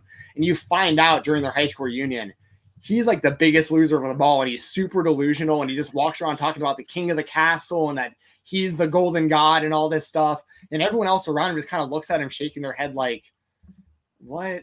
And that's just kind of like CM Punk and AEW to me. It's like there's like half the locker room before he even showed up was like, oh, we already know what we're getting out of this guy. And then when Punk showed up talking about being the golden god and the king of the castle, they're like, same old Punk. You know what I mean? Like that's how I feel about a lot of this stuff. This is a great Patrick Waugh quote, by the way. When an opposing player was talking shit after a playoff game, and he said, "I can't hear him. My 2 Stanley Cup rings are plugging." That's great. That's a flex right there.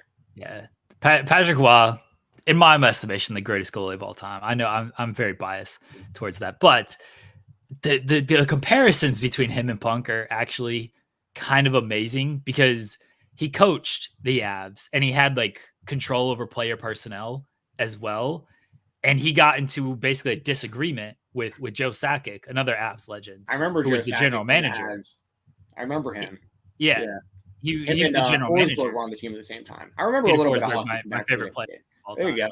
He's the person who got me into hockey. There you go. Here's my lovely wife got me this. See, I don't know anything about hockey, but I used to play the Wayne Gretzky NHL games on the N64. So yeah, those ruled. Those ruled. But Punk or not Punk, Waugh got into a disagreement with Sakic, the GM at the time, over like who they should draft and like how they should build the team. And 3 weeks, maybe a month before the season started, Waugh just quit. He quit as the coach of the team because he disagreed with how the team was being built with a former friend, a former teammate, a team he won multiple championships with. Sounds like the comparison. Yeah. That's also where I'm a little confused about this whole CM Punk Jack Perry thing because like Jack Perry is Matt Duchene, by the way. That's a reference. No one's getting it. Matt Duchene scored 30 goals in a season. And Waugh was the coach. He scored 30 goals, which is a big milestone. But like the Avs weren't in the playoffs or anything. But like he celebrated because like scoring 30 goals is like, hey, that's a cool milestone to hit. Waugh was irate that he celebrated scoring like 30 goals because like the team wasn't a playoff team. He's like, what are you doing? No, don't celebrate that. Well, I think it's interesting that like, and once again, a bit hypocritical where a lot of the interview Punk was talking about like how Collision was his show. And like he said himself, apparently like that just splitting the roster, not squashing the beef with the elite was not going to fix the problems. But, he wanted out and they wouldn't let him out. So they gave him his own show, and he makes it really clear it was his show. He was making the decisions. He was deciding who was there and who wasn't. Like that was his show to make the decisions on. So why was it so strange to him, the concept of Tony Schiavone coming up to him and being like, Jack Perry's cussing me out. He's not letting me, he's talking about doing this and that. He's not listening to anyone. Punk, we need you to go do something. And he's like, why should I have to be the one to do something about it? Like, if you want me to do something about it, you're not going to like how I deal with it. It's like, but you run the show, right? Like you're talking about running the show. You're the one, like Christopher Daniels isn't allowed here. You know what I mean?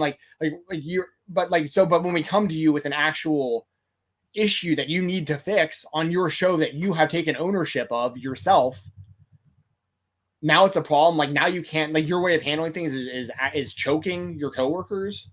Like that's really weird. So I guess I'll kind of leave it at that. Got another super chat. Some say I'm the best in the world. Some say I don't say that, but some say that. It's probably true, but I don't say it. Yeah, there you go. That's a good one. Thank you, Tom. It is. Thank you, Tommy. Thank you for always being in here and supporting the show as well. But yeah, I don't know if there was any. I feel like there was some other like kind of analogies and stuff I could bring up about this, but I don't know if we want to, how long we want to take on.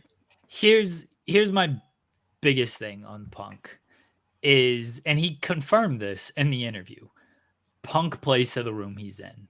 That's it. Once you accept that and realize that, I think it's a lot easier to just take his comments for what they are. Like that's it. Like he plays to the room he is in. He was in AEW, the small niche audience who plays to one little fan base. I'm back in pro wrestling. This is great. I'm so excited to be here. He goes back to WWE. I'm home. This is where I should always be. I never should have left. This is the best place ever to work with. Oh, leave a thumbs up on the video. Like, no, I know what you're saying. Yeah. For sure. He's grifting hardcore. I mean, like, it's there was what was I gonna say? The when it comes to all, like, even like when he remember the interviews he was doing with Tony Khan before everything went bad, he was literally like crying next to Tony, like, I'm so happy that like the Ring of Honor video library is in this guy's hands because he's such a fan and he knows what to do with this. There was also what was it? Oh yeah, and also this last thing I'll say about it. CM Punk spent so much time in that interview with Helwani talking about how he doesn't care about what the internet says about him, while simultaneously talking about how he makes specific decisions because he knows how the internet's going to react to it. I promise you, there's nobody in wrestling that vanity searches his own name more than CM Punk does. He pretends to be off the internet. If you start tweeting stuff about CM Punk but not tagging him in it, there's still a good chance you're going to get blocked because he'll find it still, but he'll pretend like doesn't care and that he's not looking. I remember years ago, this wasn't even something that I tweeted. When I worked for MMA On Point, I did a video years ago. The title was something like the 10 least deserving fighters in UFC history or something. It was basically a list about people that like just should not have been able to fight in the UFC, like based on actual fighting credentials. Of course, I had CM Punk at number 1 on that list without even tweeting anything or anything. He must have seen the video because he blocked MMA On Point after that video came out. You know what I mean? It was like, so he's vanity searching himself all the time, but pretends like he doesn't. It's just like this weird kind of delusional thing. But once again, he's got his fan base, and it's funny because every time I say something really nice about him, like last week I talked about him, last time I saw him live at Collision and how he treated the fans and all that, it's always the next week something will happen where like the last time I talked nice about him, like Brawl In happened. You know what I mean? So we just got to keep saying nice stuff about CM Punk and just keep shooting himself in the foot every time that I bring something up that's nice about him, I guess. I don't know. But that's probably all we need to talk about because we got a big independent wrestling weekend coming up that I definitely want to give some spotlight to. But do you have anything left you'd like to say about CM Punk, Ariel Helwani, Cody Rhodes, anything like that? Josh Barnett? I thought the Raw speech last night was interesting. With Edge? Yeah, I did too, but I think that was really the only other thing you could really do is have like Tony Khan come out with a microphone and just like be like, this was wrong, this was wrong, this was wrong, this was wrong. That would have actually been hilarious. But like, they should have just released the Wembley footage. I don't think they needed to address it. I think it was because I understand. It kind of proved Punk's point is that they're playing to a certain audience. Like the AEW fan base is more online than like I guess the overall scope of WWE.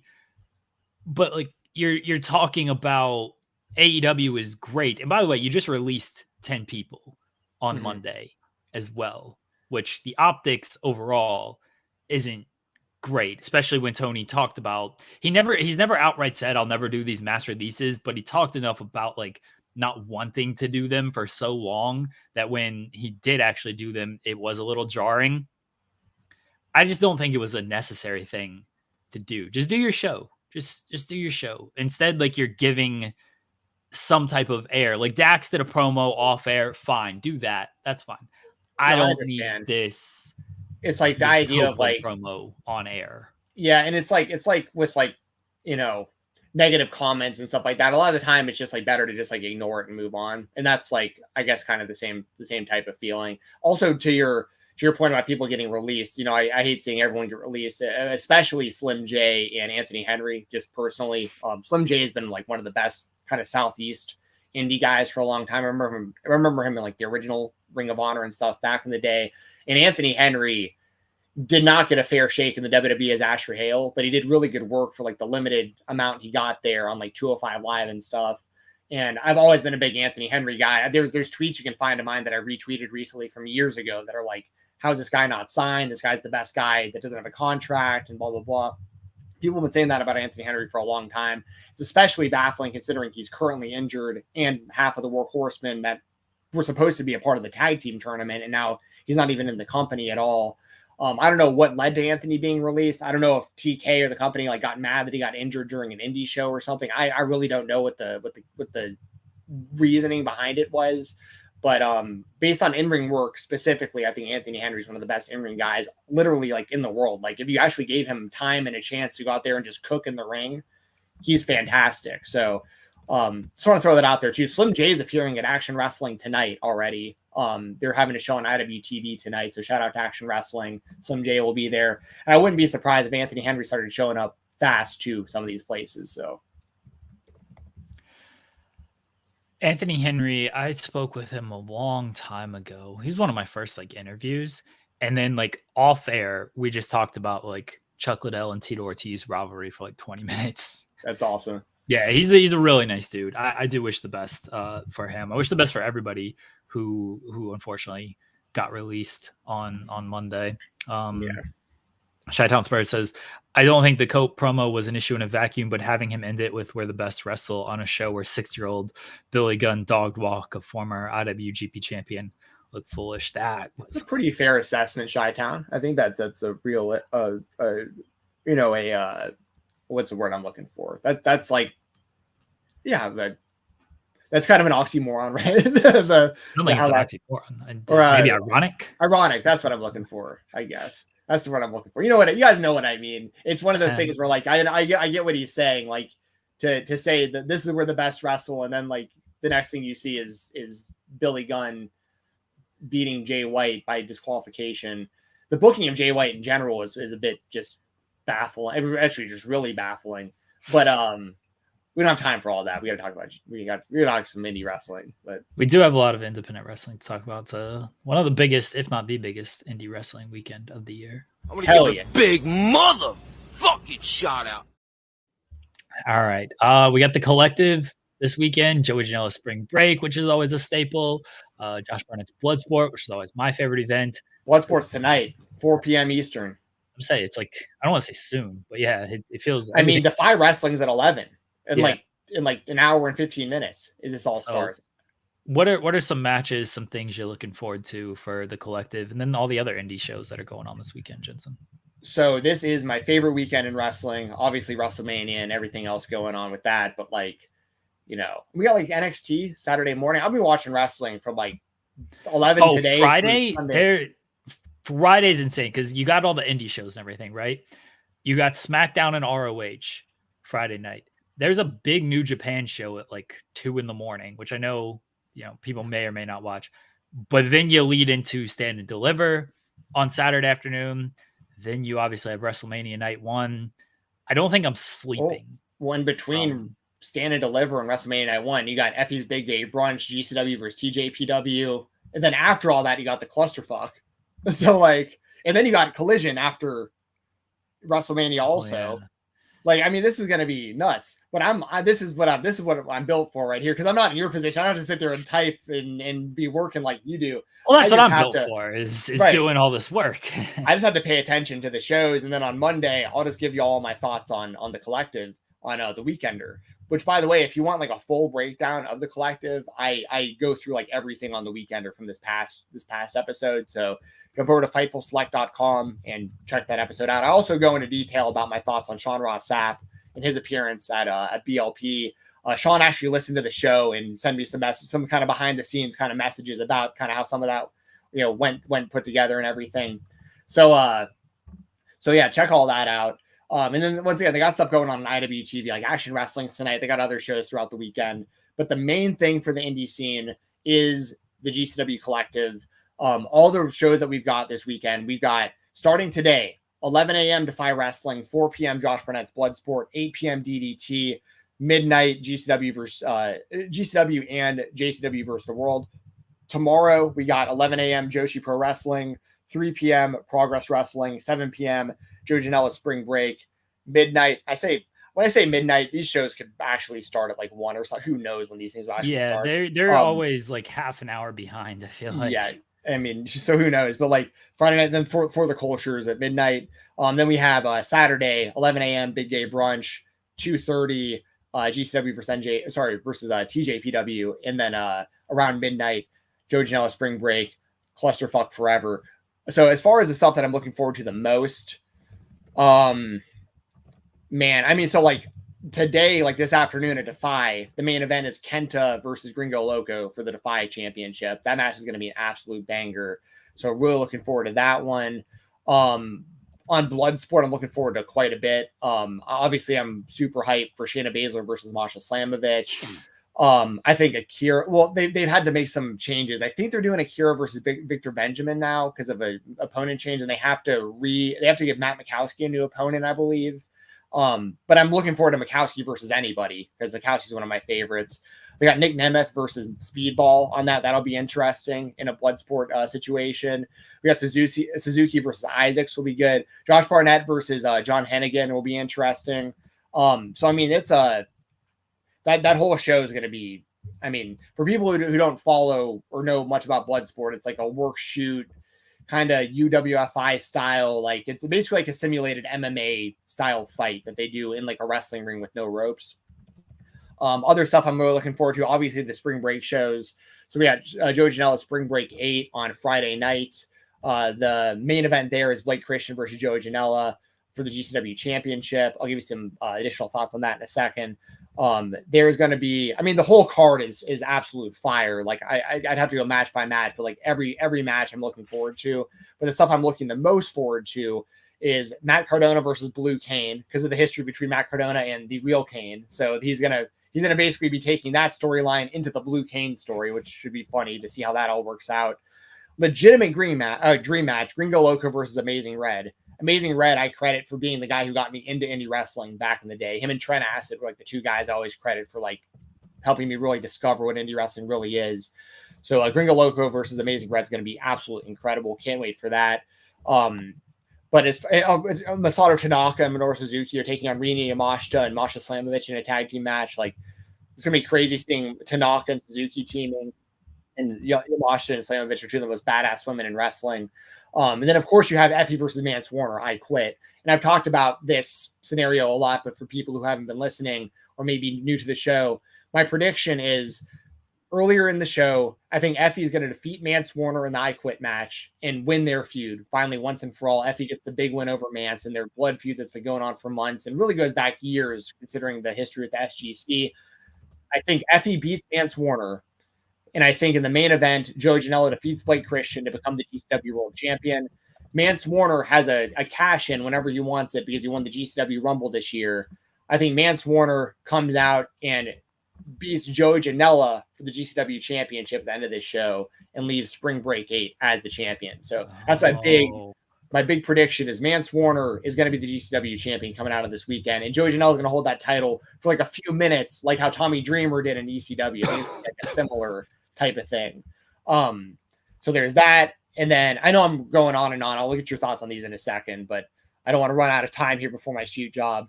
For the culture, obviously that's the show that's like very it like highlights African American wrestling, and that's always a banger of an event. And it's always like I always look forward to the Too Cold Scorpio match on these shows. He's going to be wrestling frontman Jossie on this one, so that's going to be a badass match. Darius Lockhart versus Billy Dixon is going to be really good. Man like Darius versus Sonny Kiss, I think, is going to be good. Shug D versus Alex Kane. I'm going to make a big prediction here. I think Alex Kane is going to win the Pan-African World Diaspora Championship. There's only been 2 champions so far in the history of that title belt. Trish Adora held that title a really long time. Shug D won it fairly recently, but Shug D and Alex Kane are really good friends in real life. And Alex Kane has even told us in an interview before that Shug D is always like advocating to make sure Alex Kane is like getting more and more, because they all see him as like Alex Kane's like kind of the next up. And I think he's going to put over Alex Kane for that championship in this match. That's just a kind of a prediction there. Big Day Brunch, of course, highlights LGBTQ community in wrestling. The big match there is Bussy versus Dirty Breeze. That's Ali Catch and Effie versus Breeze and Dango. There's going to be some other bangers in that one as well. I think Haram versus Maxi Impaler is going to be pretty good. I think Max the Impaler got COVID. And they are didn't know that. Yeah, did not know that. Sorry about that. Did not know that. I think the 4-way match is going to be really good. Devin Monroe versus Aaron Rourke versus Monomoth versus Rico Gonzalez. I'm going to take Rico in that one. He's been on the come up pretty big lately. And then, I can't go match by match, show by show on all these. There's going to be a full Joshi show if you want to check that out. I mean, that's going to be a total change from what you've seen the rest of the weekend. I like that all these shows are themed and they're all different, and there's going to be something for everyone on all this stuff. And then, of course, you have Clusterfuck Forever, which is going to round up the weekend for GCW's Collective. The 2 things we know about that show so far, I am super pumped for. We have the Punjabi prison match, which is, I don't know what the I don't know what to actually expect look from that, like, but I'm really excited for it. But for the GCW tag team titles, we've got Violence is Forever, Kevin Kuhn, Dominic Greeny defending their titles against Jacob and Zilla Fatu, the Bollywood Boys, and Los Macizos, Miedo Extremo and Ciclope. I got to take VIF to retain, but like if they're going to lose, this would probably be the match considering the circumstances and how many people are involved. But I think VIF should continue to win.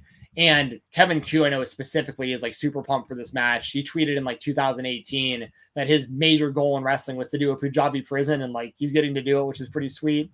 And then of course you have the 88-man clusterfuck, which is going to be, for people who don't know what the clusterfuck is, it's like a Royal Rumble type match, but like there's not really any time intervals, and sometimes people come in like groups and tag teams, and it's a clusterfuck. It's as advertised.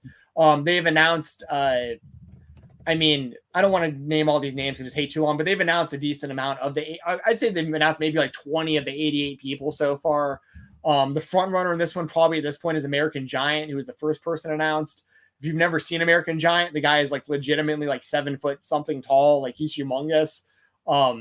And Microman's also in it. So you got the smallest wrestler in the world versus, they're going to do a spot with those 1 billion%. That's why I brought it up. So yeah, I'm looking forward to the clusterfuck. And as far as a prediction for the clusterfuck, I really can't make one because in previous years, like Spider Nate Webb has won. Like that was cool. Someone actually winning, but they've had like the Invisible Man won 1 year. Just all the women collectively won 1 year. Yeah. Like, so like you never, I think 1 year there just like wasn't a winner. Like it just like ended. Like, so it's just like, you never know what you're going to get out of these things, but it's fun. And it's great to just see so many random people all together in a match. Last thing I'll say about it is shout out Trevor Outlaw, who has probably my favorite clusterfuck moment of all time when he tried to shoot the confetti on the entrance ramp and had it backwards and accidentally shot himself in the nuts. That's a great spot. People should check that out if you missed it. So that's all my thoughts on the collective with 5 minutes to spare in the show. So Jeremy, go ahead and tell me what you think. I'm always looking forward. We got to do Wrestle Rumble winners as well. Yes. I'm always looking forward to Blood Sports. Mike Bailey and Nick Nemeth is going to be fantastic.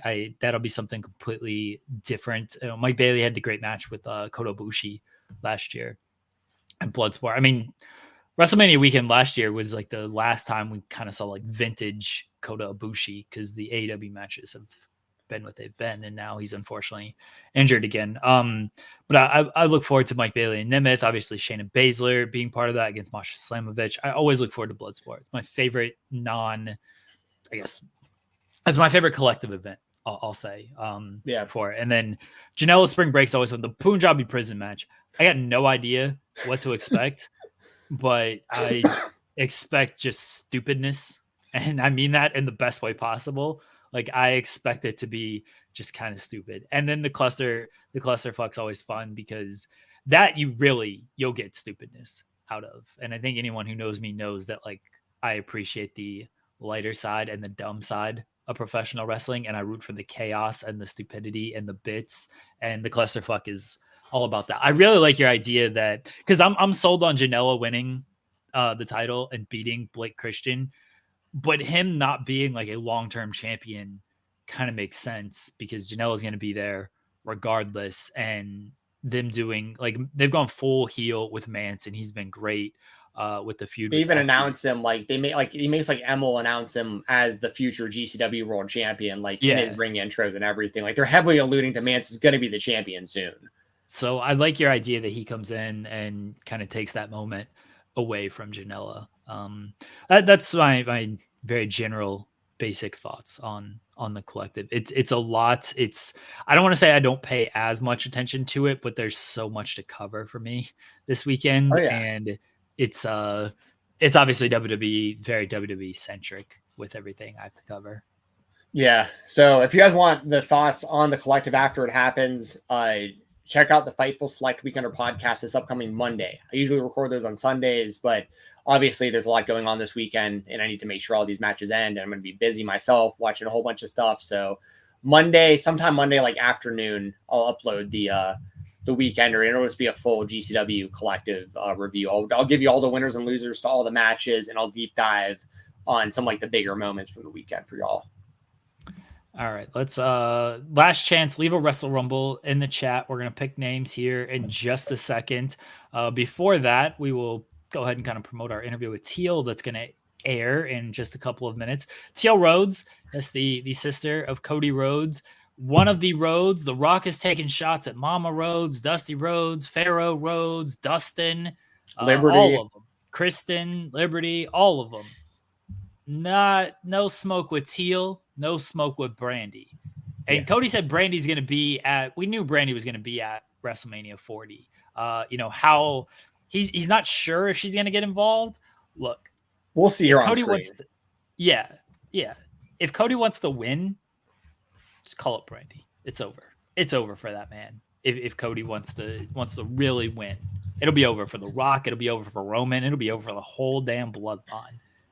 All he's got to do is get Brandy in there, because it will not be open mic night. Yes, and we talk about that quite a bit with Teal, about them not going after the Rhodes women. That's not for Mama Rhodes, but she's vulnerable. That's not fair.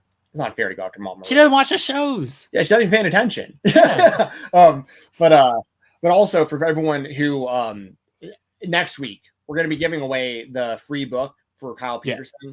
So anyone who commented underneath the interview that we did with him and Jeremy Padawer on the Spotlight 2 weeks ago, you're all entered. If you want to be entered, we'll pick a winner next week to send y'all a free copy of the Jack's Classic Superstars book. You still have time to enter that contest. If you comment under this video also, just type Jack's Classic, JAKKS Classic. And anyone who comments Jack's Classic under this video or the original video 2 weeks ago for the Spotlight, anyone who's on that, plus anyone who was in the live chat and said Jack's Classic that week as well, you're all going to be in a pool to win a free copy of that book, and we'll give that away next week right here on the Fightful. I keep wanting to say the Weekender right here on the Spotlight. All right. I got the list of names here. We're going to pick 3 names, and then you guys got to contact Jensen, and he will get you hooked up. The first name, I feel like he's won multiple times. I think he's actually won Wrestle Rumble. J.K. Shaw. J.K. Shaw. Good for him. Yeah. That's an advantage of being a loyal viewer. He wins a lot of stuff from us. That's awesome. All right. J.K. Shaw is the first name that is picked. The second name is Tyler Deanna. So J.K. Shaw, our pal Jake Shaw, and Tyler Deanna are the 2 names that have been picked so far. And the third and final name that will get a free entry into Wrestle Rumble is Hearst Hill. So Jake, Hearst Hill, and Tyler, message Jensen. He will open his DMs. DMs are open. Yes. Oh, there you go. Message Jensen. He'll get you hooked up, get you settled up, squared up to get your free entry into Wrestle Rumble. Good luck to everyone. Yes. And if you did not win, you can enter, I believe it's $12, or you can get multiple entries up to, I believe, 5 entries. I mean, you can get as many as you want, honestly, but I think the bulk pricing is up to 5 entries and chance to win $1,000. Yes, absolutely. So, yeah, and anyone who just won an entry, the sooner the better. If you can just DM me on Twitter, it's at @FightTalk_FIGHT TALK_. If someone can link that in the chat, that'd be nice too, because I got to run. But like, just DM me. You have until the end of SmackDown tomorrow to send me a DM, and I'll make sure that Wrestle Rumble gets you your free entry. You can follow me on X, once again, FightTalk_. Use code FightTalk and IndependentWrestling.tv. This would be the best weekend. You could go use that code, go check out Action Wrestling and everything else they got going on this weekend on IWTV. And look out for the Weekender podcast this Monday. That's going to be covering the whole collective. And yeah, this last thing I'll say before you hear this interview with Cody, with Teal, about Cody and about everything going on with Teal this weekend and their family. This is hopefully the last time you see me on this show, not with Cody Rhodes as the world champion of the WWE. I hope he brings back the Winged Eagle title belt. I didn't bring that up. I hope he unveils the Winged Eagle title and hands it to his mom. That'd be really cool. So, Cody, good luck. You're my hero. I know you're going to do it. I know you got this. And for what it's worth, y'all, don't know if it ever happened, but we're doing what we can to maybe get Cody on the show at some point in the future. Obviously, that's a dream of mine, and we're trying to make that happen for y'all at some point in the future. So enjoy WrestleMania, enjoy the weekend, enjoy the collective. I got 2 minutes to clock in for my shoot job before my boss gets mad at me. So I'm going to go, and happy Thursday, y'all. Enjoy WrestleMania. Go Cody Rhodes. Good luck to you this weekend, Jensen. I hope he's gone. Maybe he'll listen. He'll continue to listen. I hope it turns out well for my pal Stephen Jensen. I truly mean that. That was the most heartbreaking part of last year, is that I knew Jensen was heartbroken. I don't care who wins and loses. I'm here for chaos most of the time. I don't have attachment to a lot of these wrestlers.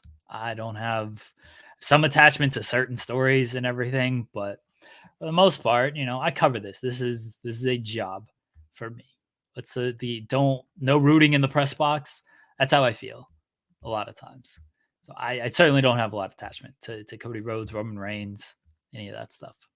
But I did feel terrible when Cody lost, because I felt terrible for my pal Stephen Jensen. And I hope this year he gets to finish his story along with Cody Rhodes. All right, everybody. Let's am I Cody crybaby? Sure.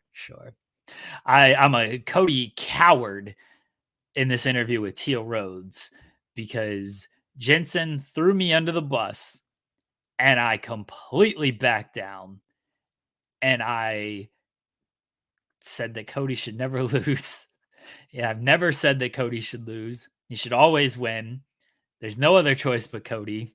I want, much like The Rock, no smoke with Teal or Brandy, or really anybody in the Rhodes family. We appreciate Teal for chatting with us.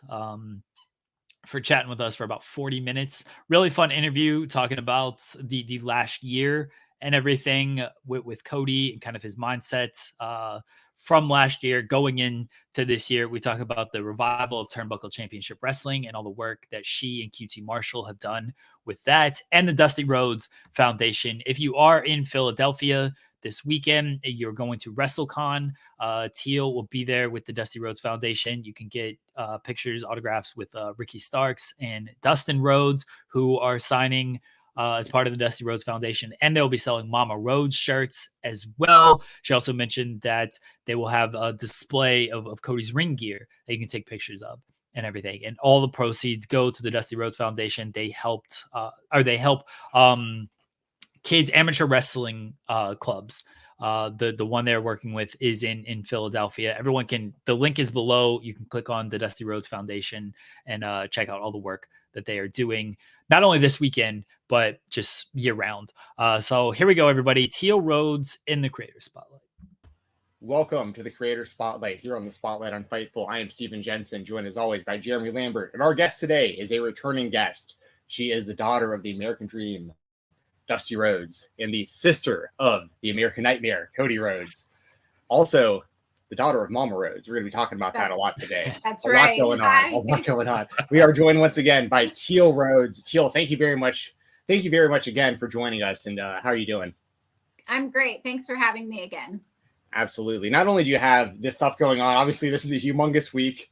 Your brother is main eventing both nights of WrestleMania. 2 nights. Yes, this is awesome. I am wearing the Royal Rumble winner T-shirt right now. I am very stoked up, very stoked for this weekend.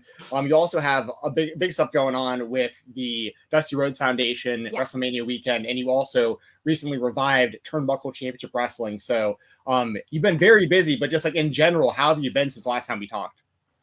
Great. I feel like I'm busier now than I have been in a while, but it's all good stuff. But it seems like all the opportunities come at once sometimes. So it's been wild for the last couple, really since the Rumble. It's been crazy. Yeah, I don't even know where we should start on this because there's a lot that I want to ask you about.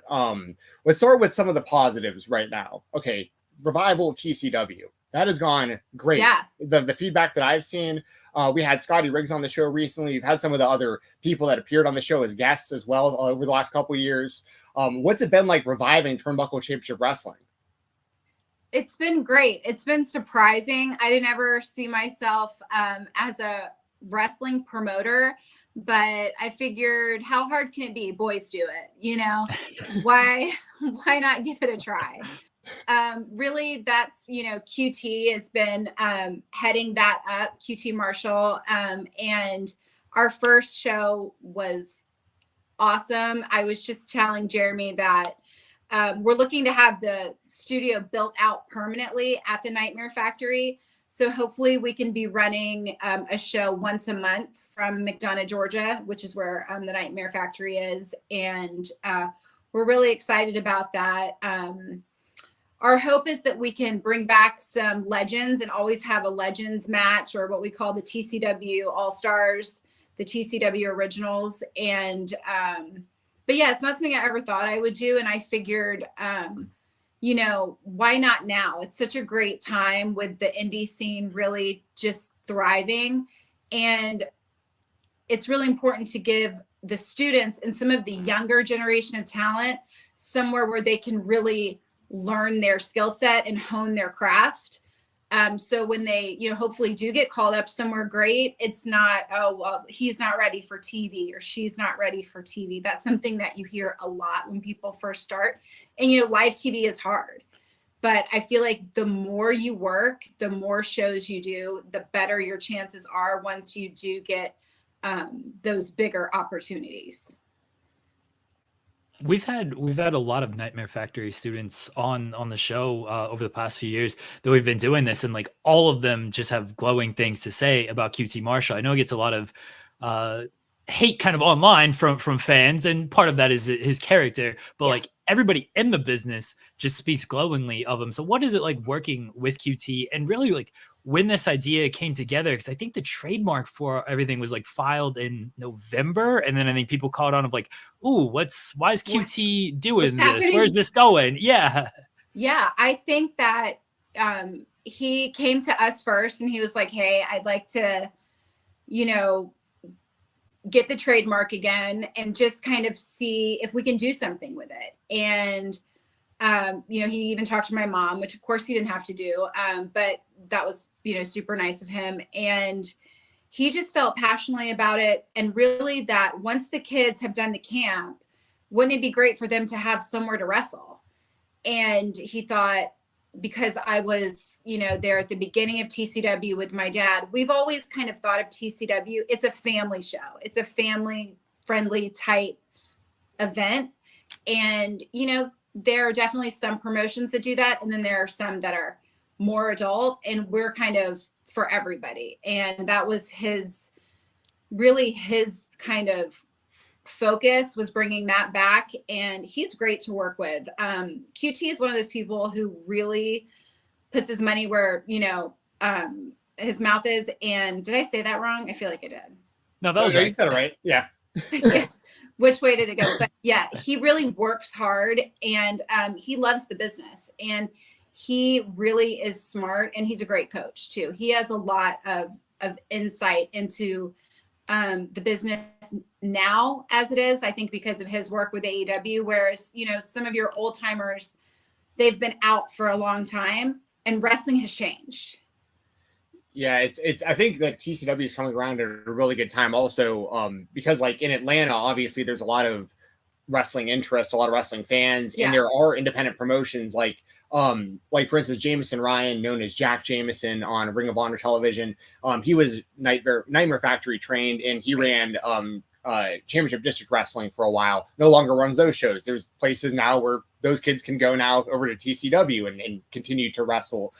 Same kind of thing with Baron Black, another guy who was trained by Cody, was running Battle Slam. That hasn't been around in a while. TCW is available now. Like, it's really cool. And I like to see so many of the names that I've seen around the Atlanta area. And even just in the Southeast, bringing Adam Priest, and I think was really smart because he's incredible. Just getting more eyes. Someone we talked about really briefly before we got started that was involved in the first show was Scotty Riggs, who we had on recently. Can you just speak a little bit to just kind of like the whole life transformation he's had recently? We have kind of this inside joke about Dallas, Paige, that Dallas will invite you to lunch, but he's going to try to change your whole life.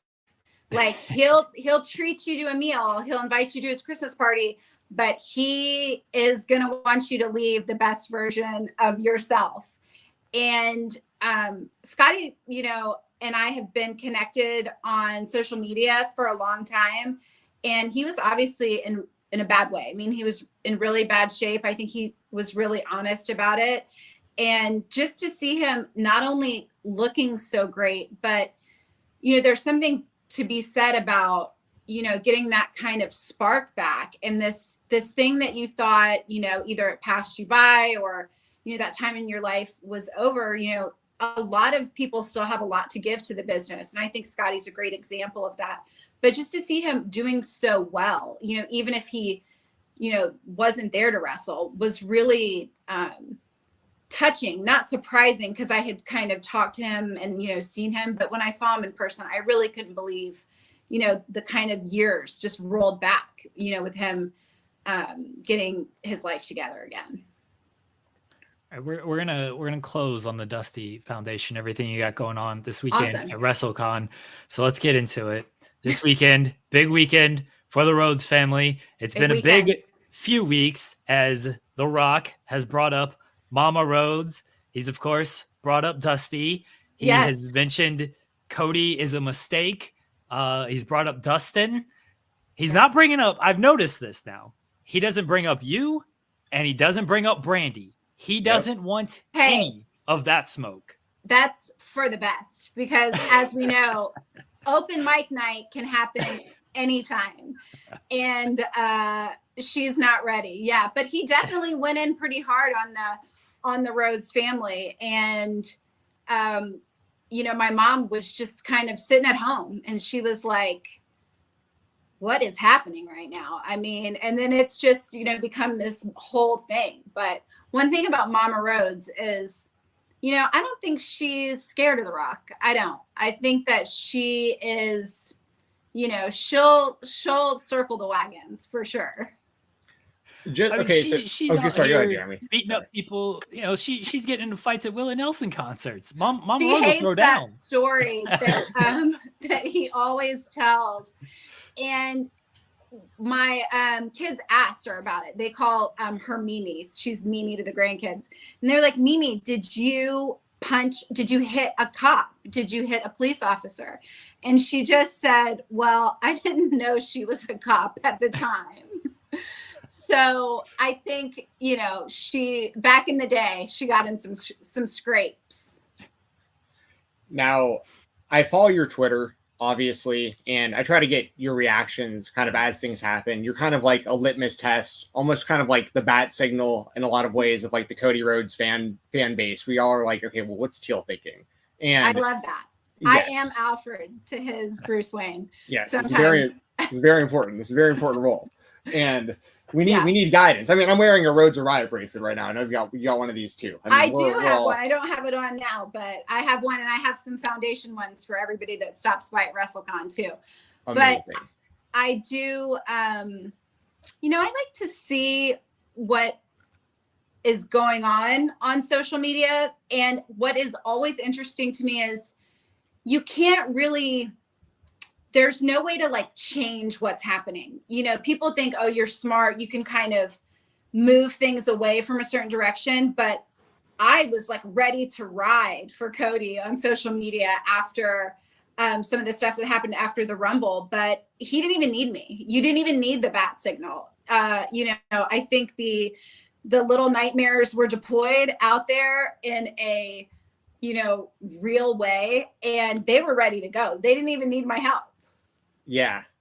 I mean, when Cody, so yeah, go ahead, Jeremy. Let's go back to. I think I'm having a little delay on connection. I apologize. No problem. Let's go back to February when Cody steps aside seemingly and is like, "I'm going to take everything from you. Not at WrestleMania. Here comes The Rock." What is going through your mind as his sister watching that after you see him win the Royal Rumble and he calls out Roman Reigns? Yeah, I mean, we were bummed. You know, there was definitely a feeling of, you know, I can't get too much into it, but that was a wild week, everything that was happening. And there was kind of that feeling of, oh, okay, so this is what it is. Cody's a, you know, consummate professional. And we were all kind of like, huh, okay, I guess, you know, it is what it is, right? And then everything that just obviously happened the way it did, you know, kind of, I think I've said before, wrestling fans had a pretty good read on it, on what really was going down. So they didn't need, you know, a lot of innuendo or, you know, anything to figure out, you know, that, you know, things were changing fast. Yeah. And I mean, good thing they did, because I mean, that was I was one of the people that was very loud about my displeasure for the direction things were heading. The great thing about wrestling, I think I even said this, is that wrestling's live. It's not like a TV series that's been filmed and, you know, the creators know what the finale is going to be. So whether you like it or not, I was talking, I think, about Game of Thrones.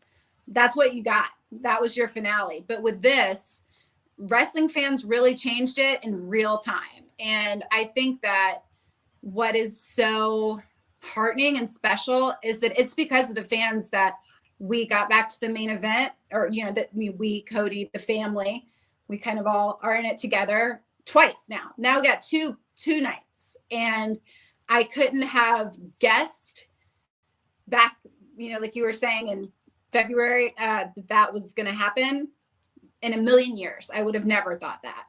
Were you around Cody at all, or like in like constant communication with him, like during that time period at all? And like, can you like talk at all? I know you can't peel the curtain back like too much, but like can you get into his mind, like his personal mindset at all? Like, I can't believe this is happening to me. Like, they're actually like, I'm not going to be the main eventer. I won the Royal Rumble. Like, I mean, like, this is more than just a storyline. He should have entered the Royal Rumble. That's really the thing. You should have went and entered the Royal Rumble. I mean, I think that, but as we know, that didn't happen. So to answer your question, we were in communication quite a bit. We were in Tampa for the Rumble. That's where all my family, all my moms, the Rubios are all in Tampa still. So that was, you know, we were on the bus after, and things were, even that early, things were starting to change. And that's all I'll say, I think, about it. Yeah, well, for whatever it's worth, like I remember last year before we had interviewed you, like I had posted something or other about Dusty Rhodes on Twitter, and we had spoken to each other in DMs about something that had to do with Dusty that I had posted from like my high school days. And and I remember messaging you right after WrestleMania, maybe the day after or something. I was just like, man, I can't believe this happened to Cody. I can't. And I just remember your answer, all caps, huge bummer. That's not happening this year. There's a picture. I've never put it out there, but it's all of us in the Sprinter van on the way back, stuck in traffic in LA after, Mania at SoFi, going back to downtown LA. My brother Dustin, Brandy's lovely parents, all of us on Ricky, QT, all of us on the bus, just like, it was sad. It's never fun to lose. What's it been like these past few weeks? I'm not gonna lie, Cody's been taking a beating these past few weeks. I mean, 2 weeks ago, he gets bloodied up, whipped. Last night, gets whipped even more. Part of me, like, as someone who kind of feels like I know the mindset of Cody Rhodes based on interviews and stuff, he likes to bleed. He likes to, make it look good. So part of me is like, okay, well, he's enjoying the realism aspect of this. But then if you're a fan watching it, it's like, Cody's got to get one back here. Like, I hope he does. I hope he does. WrestleMania. Yeah, I don't know that anybody likes getting whipped with that weight belt. I think that obviously it's Tuesday. What happened on Raw last night? I think, like a lot of fans, we're all hoping he gets one back, and soon. Yeah. I mean, what's it been like just seeing the return of The Rock and like just the idea? I know that The Rock, what he's doing to Cody is deplorable. I mean, obviously I hate seeing Cody get busted open and getting whipped the way he was and stuff. Like, I don't want to see that ever. But like, did you ever think that we'd be like living in a world where Cody and The Rock are like main eventing WrestleMania against one another? Because Cody was for people who might not know the timeline here, The Rock was already a well-established pro wrestler years and years into his career when Cody was still just in high school before he even got into the business. Like, this seemed like impossible. It does. It's real life is stranger than fiction. And I hope that, one day the story of this will be told. But seeing The Rock as the main kind of, or, whatever he calls himself, the final boss against your little brother, like you said, different generation of pro wrestlers. And obviously, someone who crossed over and became such a huge star. And I don't think I could have ever pictured it, that he would want to come back in this way. But it doesn't surprise me, though, either, because I've been around the business my whole life. And I think every wrestler, as they get older, no matter how bright their star, has to kind of decide what kind of legacy am I going to leave on the business. And it'll be interesting to see what happens Saturday and Sunday this weekend. Will you be in front row there next to Mama Rhodes during this, or? We have a family suite situation, and I would bet Mama Rhodes would be ringside for her. And Brandy and I, hopefully for his match on Sunday. I'll see if Rock tries to go and give the weight belt to Mama Rhodes and Brandy is there. It's over for him. Scary, right? That's the person I'm not messing with at all. Yeah. Again, I think there's a reason why he has not mentioned you or Brandy in his promos, because he wants none of it. It's wise. It's wise for sure. I don't know. So he did kind of like, it was almost adjacent. The mistake line. He was talking about Dustin. He was talking and Kristen. That was the 20-year gap. Yeah. And you were quick to point out of like, me and Cody are only 3 years apart. Like, hey, I just think if you're gonna weave a tale, obviously, fans picked up on some things with that line right away, and it's not kayfabe when you're talking about real people. Like, kayfabe's off the table then. So I didn't mind pointing out that he was inaccurate, and I think because me and my sister are not pro wrestlers, people think that we're the same person too. Even though there's such a big age gap. So I definitely let people know. I mean, I haven't been on Twitter all this time for The Rock just to ignore me in his promo. I'm not I'm not going to stand for that. This is why I said he is not mentioning you. He's not mentioning Brandy. He is like, nope, don't. I'm just going to pretend they don't exist, because if I mention them, it's over. That's the end. Maybe you're onto something. Maybe it was, maybe somebody had clued him in the back, and they were like, maybe leave that one alone because she's a wild card. Which don't mention Teal. You can go after Pharaoh. You can go after anybody you need to. I mean, going after dogs, and it's it's been quite the climb. Oh my gosh, I'm so pumped for this weekend. Okay, so what do you think? I mean, let me put it. I'll just rewind a little bit to Monday. I massively marked out whenever, and I'm going to use some wrestling terms here. I massively marked out when I saw Cody almost hit a rock bottom on the Rock on the announce table last night. I was like, this is the most, because now you're teasing me. Like, Cody's got to hit a rock bottom on the Rock. The Rock is going to get his comeuppance massively. I feel like this whole family is going down. The whole bloodline's going down this weekend. I hope so. I hope so. You and me, we're on the same wavelength of what I hope happens, and I hope I did hope last time though that we would come out on top, and it didn't go our way, and it's really amazing to see how many more fans, because people were like, that was a mistake, you're gonna lose all your goodwill, your momentum, and if anything, Cody just kept it rolling. He talks about moving the goalpost, and a year is a long time, and anything can happen in a year in wrestling and entertainment. So I'm just so excited and so glad for him that even more people are along for the story this time. So that makes it just something that I'm really looking forward to this weekend.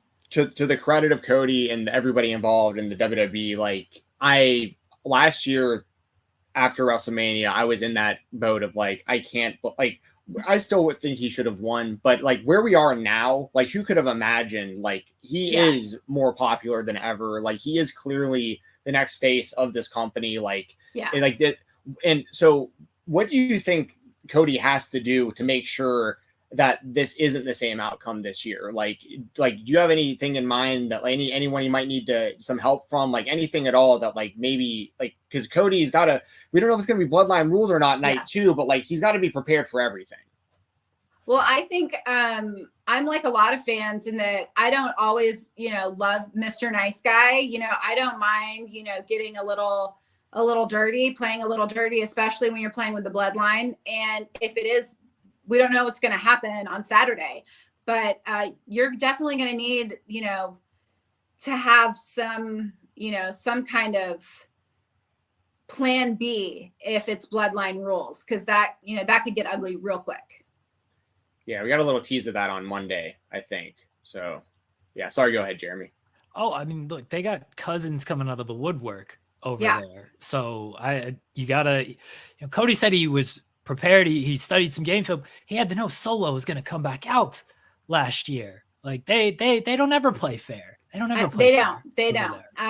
But so maybe he doesn't this time. I don't know. We'll see. Maybe he has nobody's smarter at this than Cody. So I think that hopefully he learned some hard lessons from last year when it comes to dealing with the bloodline and Heyman.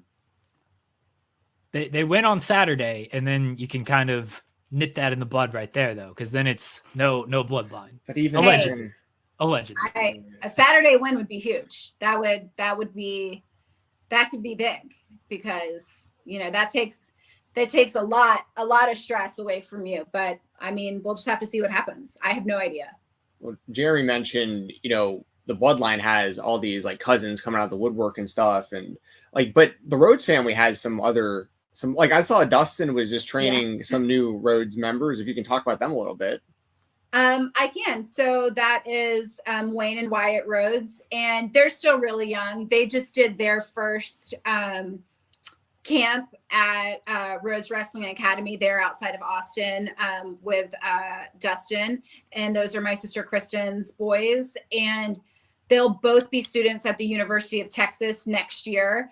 The older one is already there, and his brother will be joining him. But they're great boys, and I really popped to see them in their promotional picture, in their gear, and their vests were made, I believe, by the legendary Miss Sandra Gray. And it's just funny because it's like Sandra doesn't make gear anymore for people. Like, she maybe make it for 4 people. So I don't know how they pulled that off, but I thought that was really special. So I know maybe that's not their focus for now, but you know, I have a son and a daughter, and there's plenty of Rhodes grandbabies out there. And you know, we might be a little behind, but we still have people coming up in the game for sure. You mentioned, you know, the attire. Have you gotten a sneak peek at all of what Cody's and we wearing this weekend? Not the robe. I have seen both weight belts. I actually think he posted one today, kind of a mashup of him and Seth. And Seth is doing such amazing work, by the way. Seth was amazing last night on Raw. I just really felt like he's clicked into another gear. And for them all to be in the ring together, I thought that was a really awesome moment, just on a secondary. Seth's not always my favorite, but I will give credit where credit's due. I thought that he was amazing last night in the crowd and then in the ring later. But sorry, what was your question? The gear. I don't even remember. Oh, the gear. I'm sorry. I forgot the question too. I started thinking about Seth Rollins and how great he's been lately. I was thinking about Seth. I went on a whole nother rant, but I haven't seen the robe. I know it's going to be epic, but there is something special, sentimental on his weight belt for Sunday, and I'll let it be like a little surprise. But it's a sweet family thing that he did.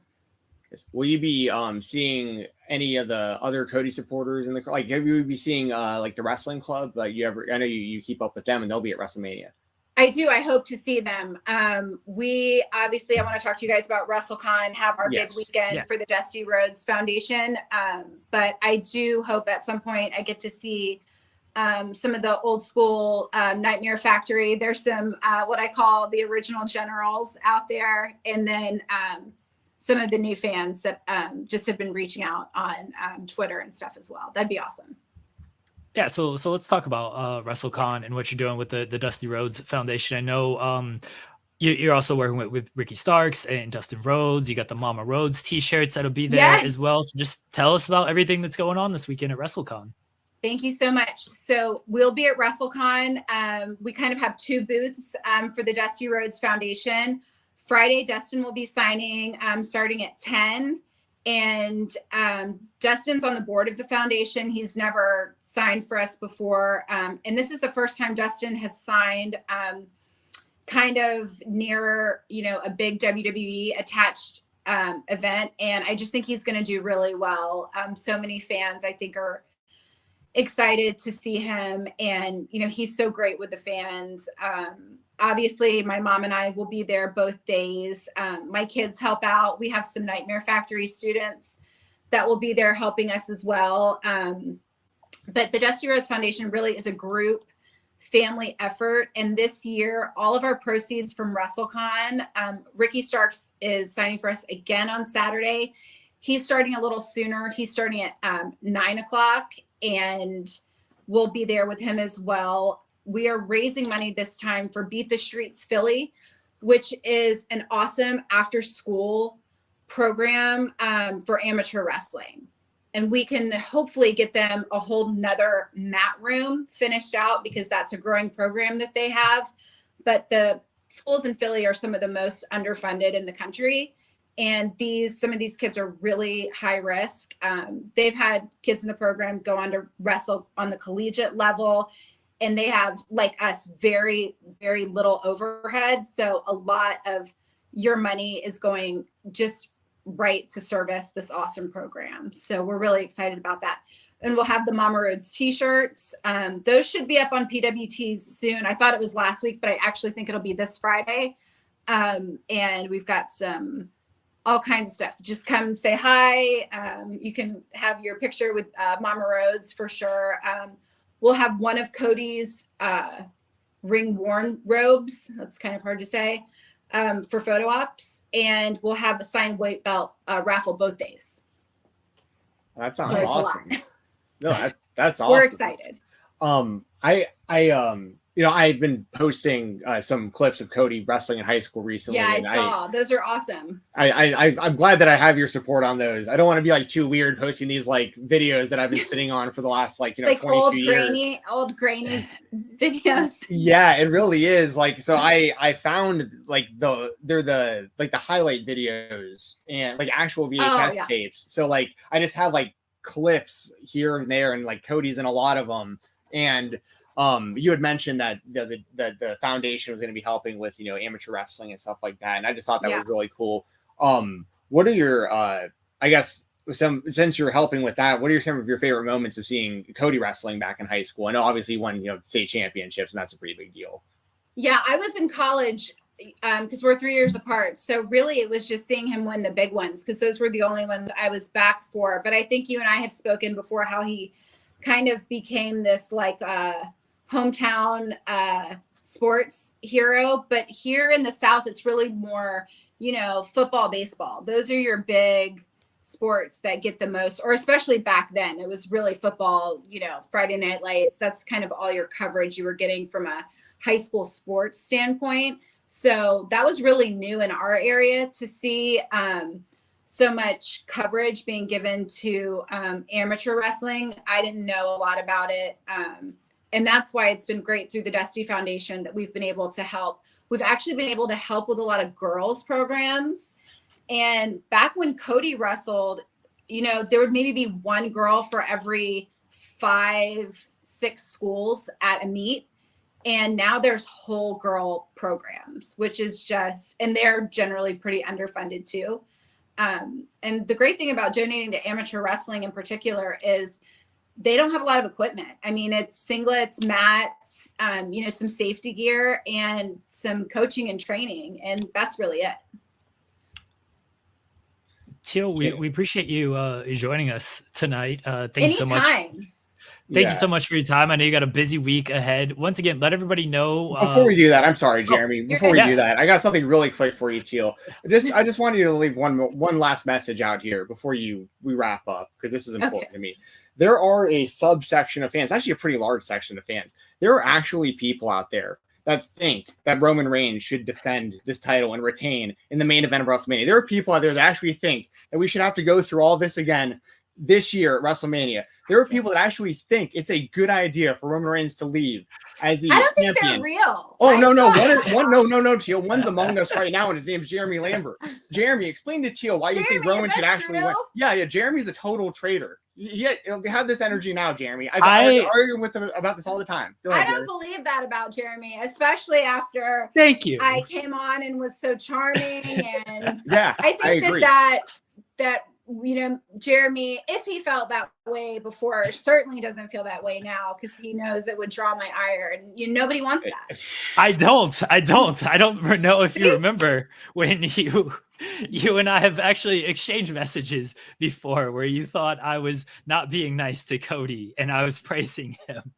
So I do not want to draw that ire. I have to argue with Jensen. It's a show isn't fun if I'm just like, yeah, I agree, Cody should win. That would be great. It's more fun if we have a little banter back and forth. So that's all I'm doing. There are some very verbal Roman fans, but I just think they're like AI or something. I don't really. There's like something about like their little blue check marks and their pictures that they just don't. I just choose to believe that. I don't think they're real, and I think also that it's fun to be like, kind of a detractor sometimes. And that's in all sports. Like you're always going to have like, who is better, Mickey Mantle or, Willie Mays. Like it's fun to debate.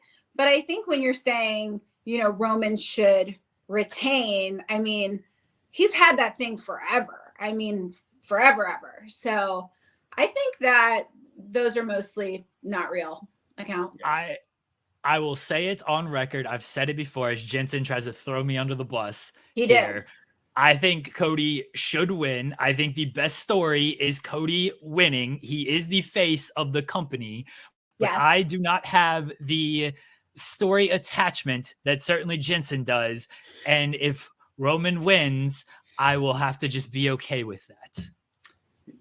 You know, I will reluctantly accept that, but I think that, you know, it's time for something new and it's time for a new champ. And I always like a fighting champ. I like a champ that defends their title. I like it at a house show.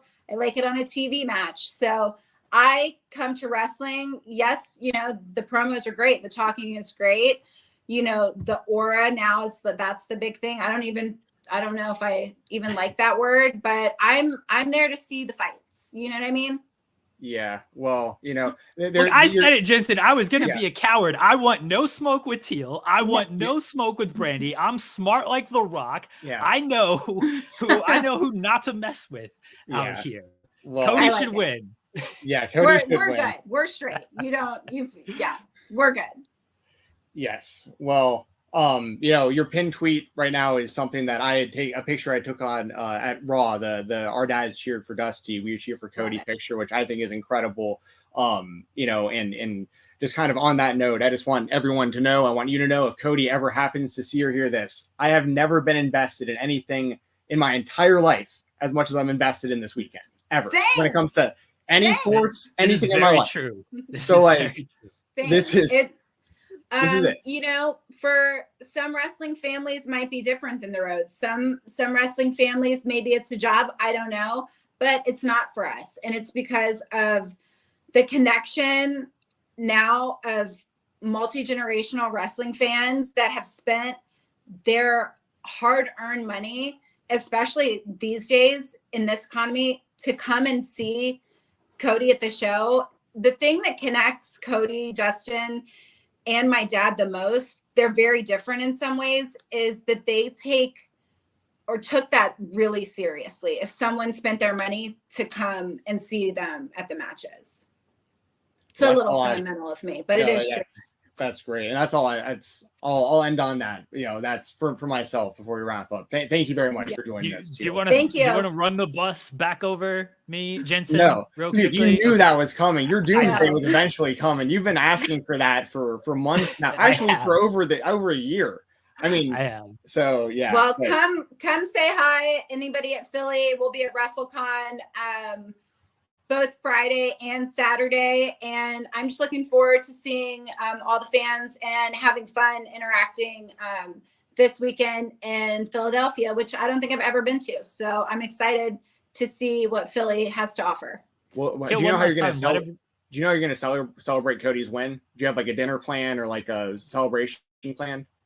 No, we don't at all. We do have a dinner planned before when everybody gets in, and his schedule is so crazy. I think before you came on, I did mention to Jeremy something I'm really proud of. Cody is, I believe, granting 19 Make-A-Wishes just on Friday alone, and bringing those kids into the, what they call their circle. And I think we're going to try to do a family dinner, but I don't even know if Cody will be able to come, but we'll make him pay, so it's fine. Well, that's what the face of the company does. Does Make-A-Wishes. Sorry, go ahead, Jeremy. We're going to close the show now. All right. One last time, let everybody know where they can find you at, and where they can find the Dusty Rhodes Foundation at. Anything else you want to get out there? Awesome. So you can find me always on Twitter at Teal Margaret, and you can learn more about the Dusty Rhodes Foundation that helps raise money for underprivileged kids to play sports. And we're at thedustyRhodesFoundation.org. You can donate there, and you can find us at the Dusty Rhodes Foundation on Facebook and Instagram as well. And we post pretty regularly, and we also post a lot of updates about where we've given the money you donated away, and it's all tax deductible, of course. And yes, we'll be at WrestleCon Friday and Saturday, both mornings starting about 9:30. And guys, check out Turnbuckle Championship Wrestling as Yes, well. The please. first show that's on YouTube. All the links are below. The links Yes, to the it's at the foundation. Nightmare Family YouTube channel for our next show. And hopefully we'll have another TCW show hopefully at the end of April. Okay. All the links are below. You can check out the foundation. Check out the first episode of Turnbuckle Championship Wrestling. Follow Teal on Twitter. Do not get on her bad side. You don't want the smoke. You don't want it. Thank you so much, Teal. Thank you so much for your time tonight. Sure. Have fun this weekend. Good luck. And guys, we'll be right back here on the Spotlight. Big thank you to Teil Rhodes for joining us. If you are in Philadelphia this weekend, if you're going to be at WrestleCon, check people in the chat. Head over there, check out everything they're doing with the Dusty Rhodes Foundation. Again, they got Dustin Rhodes and Ricky Stark signing for the foundation. You can take pictures with various Cody items, get a Mama Rhodes t-shirts, and all the proceeds go to the Dusty Rhodes Foundation. Big thank you to Teal. Amazing. So here's the behind the scenes for this. We were told we had 30 minutes. Teal said she'd do about 30 minutes. As people just saw, we went about 40 with Teal. So Teal was like, yeah, half hour is good. So we're at the 35-minute mark when I'm like, hey, let's try to wrap up everything. And that's why I started to wrap. And then when Jensen just cuts me off of like, can you believe there are people who don't think Cody should win? There's one of them among us right now. I had no choice but to respect it. I knew it was coming. I didn't know why it took him that long. I expected that to be the first thing, honestly. But he at least waited till the end after most of the interview was over. And so before doing all that, look, I admitted it on this show.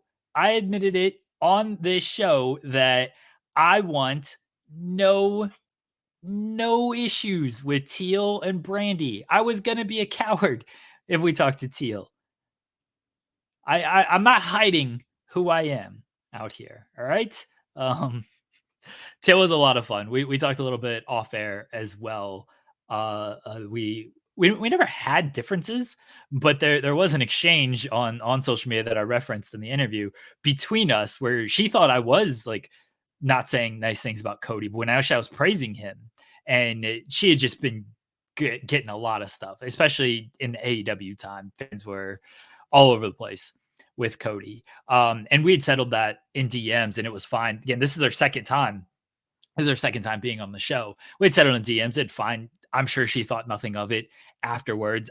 I didn't really think anything of it afterwards until she'd been on our show and, we had her on. I didn't bring it up the first time because it was whatever. I brought it up there just as a reference point. We talked a little bit after the show and continued to make niceties and apologies and everything. So Teal is fantastic. We appreciate her. I do hope Cody wins. I hope it for Stephen Jensen. I hope it for the entire Rhodes family, because otherwise they're just going to cry in my mentions. And I don't feel like dealing with all you crybabies when the tribal chief reigns this Sunday at WrestleMania 40. Thank you, everyone, for tuning in to the Spotlight. We'll be back next week. Leave a thumbs up on the video. Subscribe to the channel. Check out Fightfuloverbooked.com. Bye, everyone. Don't tell Teal I said any of this.